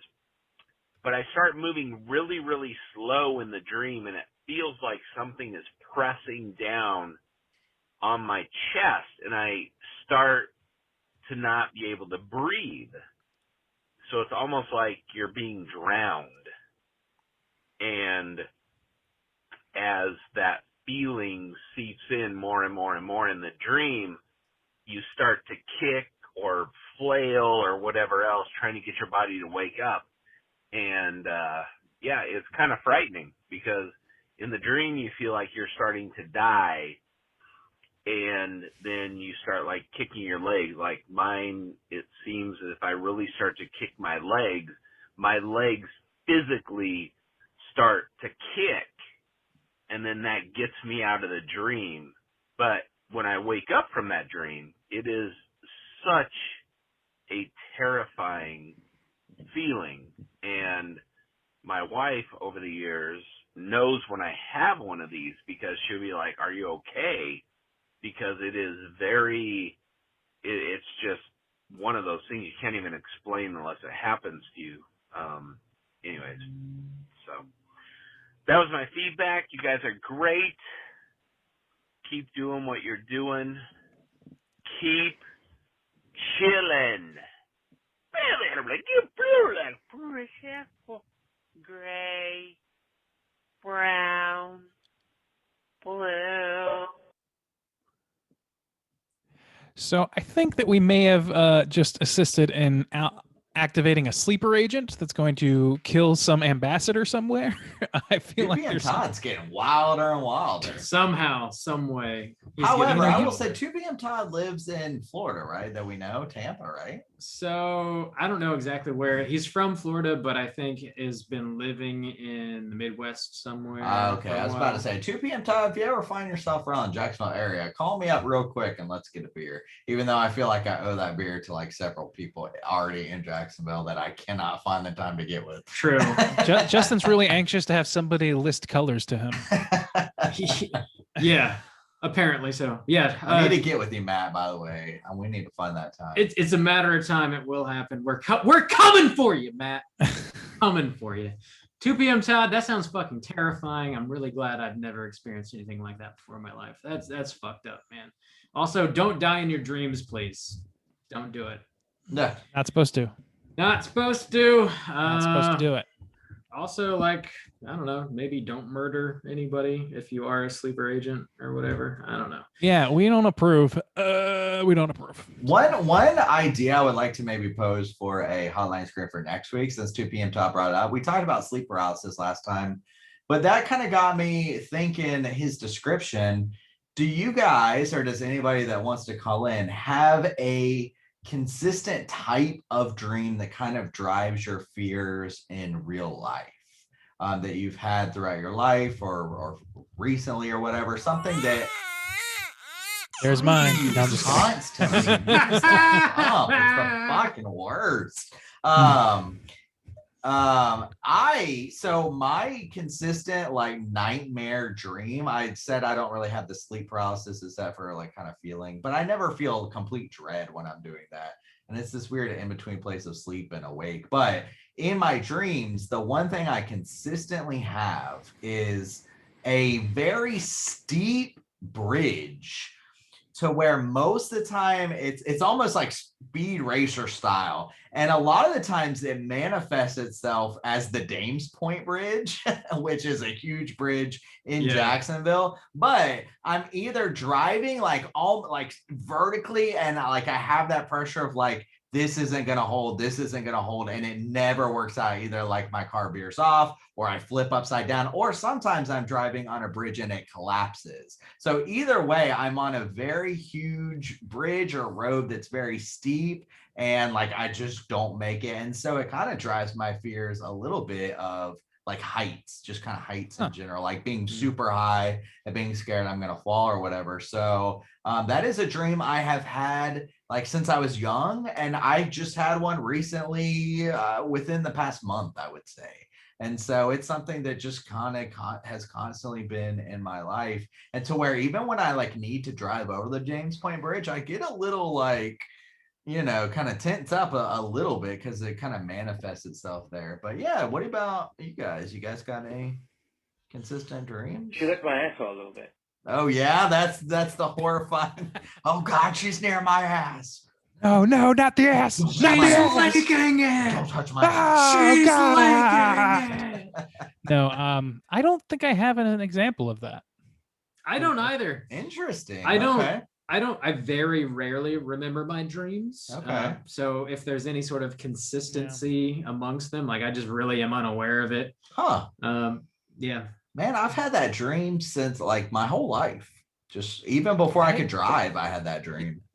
I think I'm going to start having dreams about people calling in and listing colors at me. I think that might happen. But damn. Yeah, I don't know. Go back to bitching about Beef O'Brady's. Like go to Beef O'Brady's and order. You some don't tell food 2 and then- p.m. and then Todd how to call 2 us- p.m. Todd. Call us while you got a mouthful of beef at Beef O'Brady's. Oh and, yeah, just I want to hear the. describe I want to it. hear Yeah. complaints straight from the horse's mouth, I want like from the jaws of death. I want to hear some live mastication, sir. I while want the at- people while at next Beef to you to ask O'Brady's. you to please be quiet because they can't enjoy their beefs. And I want to hear you tell them to shut the fuck up. Damn. Thanks for calling, Todd. Always good to hear from you. Next up, we're gonna hear from Brandon. Let's see what he has to say. Bob, it's currently about 15 minutes into the movie here. Friday, second movie on Friday night. Pretty sure you owe Kyle $25. So I don't know how you're gonna get that to him. Snail mail, maybe. Who knows? E-transfer, that's always a possibility. You send him some free merch, that's a possibility. Sky's the limit on that one. Just eating some Joy Ranchers. Got some French fries in the air fryer. So I'm ready to go. I'm still going strong. Wake up, Bob! Anyways, this is Brandon. Should have mentioned that at the top. I'm going to peace out here with the old zippity zappity. Hell skeet. Hell yeet, my boys. Peace. Listen to me, Brandon. You pay Bob. Bob doesn't pay you. You understand me? I love how out of context everything he said is complete nonsense. Yeah, I feel like That's we're from getting a Joe lot of Bob. serial Was that killer from calls Friday? this week. Yeah, that was from Friday night. I went to bed like maybe 10 minutes into the second feature because it was yeah. getting late. And Kyle has this ongoing bet that I've never made that I owe him money if I fall asleep within the first 15 minutes of the second movie. And to that, like I never made this bet. I'm not paying anybody anything, but I also just remembered that Kyle was supposed to send me some beer like 5 months ago. Oh shit. My dog, that shit is not lost in the mail. You just didn't send it. Oh So shit. we'll see what's what when I get my beer, okay? I will say, Ooh. I actually came over for Shit. Mandy this time, and by the end of it, I was tired. However, I forgot to mention what you've been watching. I don't think anyone is ever going to top Jeremiah Sand as King Cooter. I don't Oh, think no. so. I was blown. Yeah. I don't think I've seen Mandy since we covered it, or at least like maybe that same year. Maybe I watched it again to refresh for top 2018 or whatever. But damn if Yeah. Jeremiah Sand isn't fucking King Cooter, highest on every single point, as high as you could fucking Cooter's imagine. Maximus. Dude, yeah, Cooter's Maximus for sure. Yeah, That is the case. you can buy that Jeremiah Sand vinyl in real life Yeah, I now. saw that. I forget who picked it up. Somebody got I it don't on the think I- Slack. I think we all need that. Yeah, like I kind of want it. Have they been heard from again, or are they just So I stuck can- masturbating Let's for the dip rest of into time? the old Exactly. Let's dip into the old straight chilling funds to make sure we all get one of those. Oh, yeah, just so we have the recording of the ultimate Cooter in hand. I think It might we have been need that. Mike. I think it was Michael that picked it up. Actually, he made a lot of masturbation jokes about it. Damn. Happy Is it just the masturbation. one song? Jokes. I don't know what's Jokes. on it, to be honest. I'm not sure. I think we need it. It's Yeah. songs to beat it to.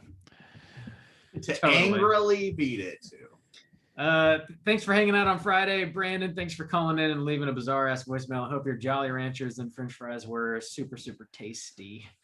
Real train of thought shit, Brandon. Thanks. For sure. Next up, we're gonna hear from the motherfucker Kyle himself. Let's hear what he has to say. Hey boys, it's Kyle. Just wanted to say hi. Just wanted to tell you, great job on the sorry, I had to turn down my Joe Bob's here. The Killer Clowns review, awesome. I fell asleep during it. I was told that Randy brought back pumpkins, which I've been pledging for a while, you know, because I bought a shirt and now I just look like a goofball wearing it. But yeah, judging by the screen, I think Bob is asleep, which makes me up $50. Can I get a hell yeet?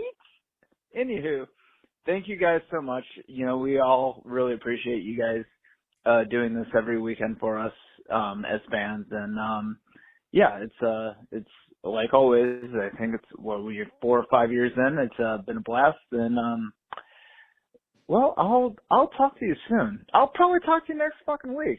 Who knows? You know. Stay tuned. All right. Take care, guys. Bye. Bob, you just owe money all over town. Am I going to get a fucking pinky toe in the mail? Now, put my beer in the mail, Kyle. God damn. Damn, Well, it's yeah, nuts that I'd- people like for people to say I've been listening to you like 4 or 5 years, and to know yeah. we've been doing this 7 years, and to know that there are people out there who've been almost listening to us as The long. whole time. Yeah. Like shouts outs to Nicole. She's the longest one I can remember. But that's nuts. Thanks so much for listening and talking about getting straight chillin' tattoos. That shit's bonkers. Yes. That's incredible. Definitely shit we Bonkers. never anticipated happening. Yeah. It's been a fun legally ride. speaking, we do not endorse it, but please Yeah, we do, do. Yeah, we do what you do. can. I fully endorse Hell, that. Randy will pay for it. I've got the ego. Oh, to will I? endorse Is it this. coming out of the $50 you owe them or what? My ego certainly will support this. I'll say this Justin's though. I mean, ego it's will kind of pay funny. for it. No, It's kind of funny. I never really thought about it, but I did. I didn't intentionally ease off the pumpkins bump, but I mean, Yeah. the fact that I have like a T-shirt with it on there, it is. I Yeah. mean, Quite ironic. How about we go ahead and delete the baby bump and just replace it with the pumpkin spot? I love the pumpkins bump. Like, no, that is displeasing. Hit us with a pumpkins, please. no, man, it's not. 'Tis not the season. But Yeah, you it's were not a last season. episode, dog. Look, man. Sometimes the mood strikes, and sometimes there's a gun to your head, and I don't Man. deal with terrorists. I don't like okay? this gatekeeper bullshit. Like this, nah. You know what you sound like? Oh God. All right, I'm gonna fine. start cutting your privileges We got- over here, Randy. You're gonna cut my privileges, boss. We got one more voicemail. Next up, we're hearing from old Tommy P. Let's hear what he has to say. Hey, gentlemen. Tom calling in because I heard you were talking about Evil Dead, and that's the movie that has a cabin in it. I'm a big fan of cabin living. It's clean living, except, when there's some bears out there or, whatever's in that movie. You think they get cleaning deposit back on that cabin? Probably not. Just thinking about that. All right, I rated a total 3 out of 5, and I'll talk to you guys later. Peace. Ah, yes, the famous bear scene from Evil Dead. The Who bear could scene. forget? He said he gave it a 3 out of 5. That's pretty decent. That's pretty Yeah. decent for a movie that's not The Evil Dead. I don't think. I don't know what movie he's talking about. I'm not 100% sure either. I don't know. Bear? I don't know. I feel Grizzly? like maybe There's he a just bear and grizzly. he just like watched footage of a cabin or something. Foodage. Yeah, I don't know, Tom. Yeah, we probably missed. You Man. probably made a really smart like inside joke or something that we just Yeah. didn't get, and now here we are fumbling and bumbling. But thanks for It's calling either in. that or it's just a long string of train of thought calls this week. Yeah, it could be the case. Yeah, if we missed something, feel free to fucking let us know, man. We'll talk about it next episode. Good to hear from you. Hope all is well, my brother. Thanks, Tom. Again, if you're listening and would like to call and leave a voicemail, hit us up at 904-638-3231. Let us know About your consistent nightmares. yeah, if you got some fucked up nightmares. That's kind of a continuation of last week's. Yeah, I just want to know if there's something that's like carried through your life Mhm. that's dictated your. Tell us about the weight that you carry with you through life. Yeah. Air it out live for random strangers to hear, please. Of course, Hotline Kinks is always open. So Let us milk you for content, please. Let us milk you. let us. Hey, we In never got that general. Randy Milk gift. So if you want to get on that from The last Randy behind, milk gif? yeah, There's a when gif. you were doing Yeah, that. you're- Oh, that's right. Yeah. Milking the udders. Randy's Yeah. and we called for Randy to get his own gift. got really loose wrists. Let me tell you. I know what He's the been udders doing need, some baby. milking. I know what I the know. udders need. Randy's got that full range of mobility. His wrists just go every which way. I It's know. crazy. I know milking wrists when I see them. You know, some guys got it, some don't. That's all I Man's can got say. got a true gift. It's wild. He's like triple jointed only in his wrists. Damn. Sure.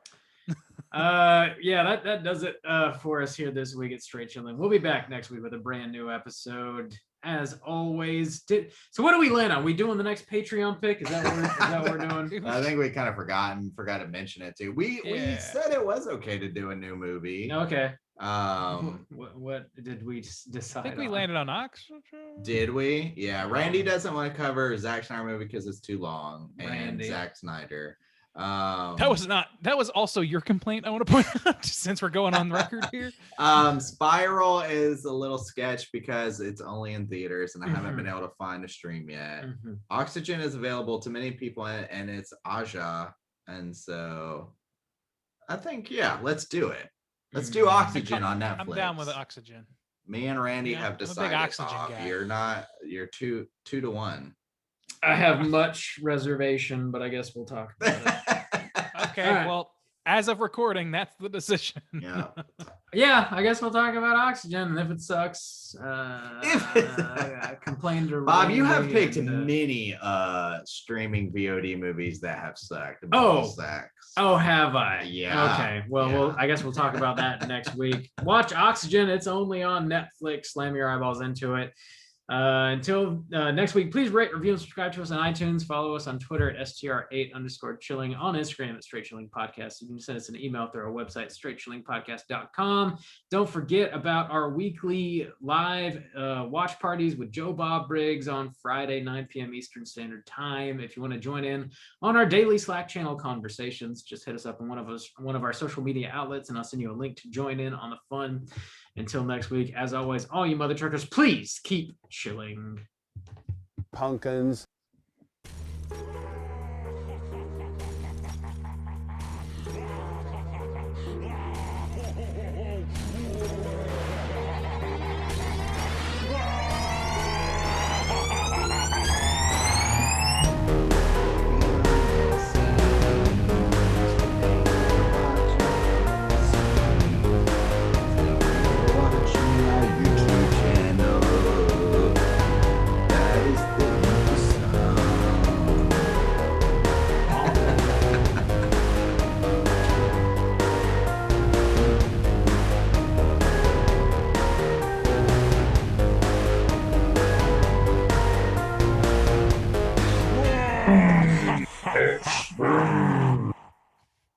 I'm glad you guys are having good wholesome fun over there.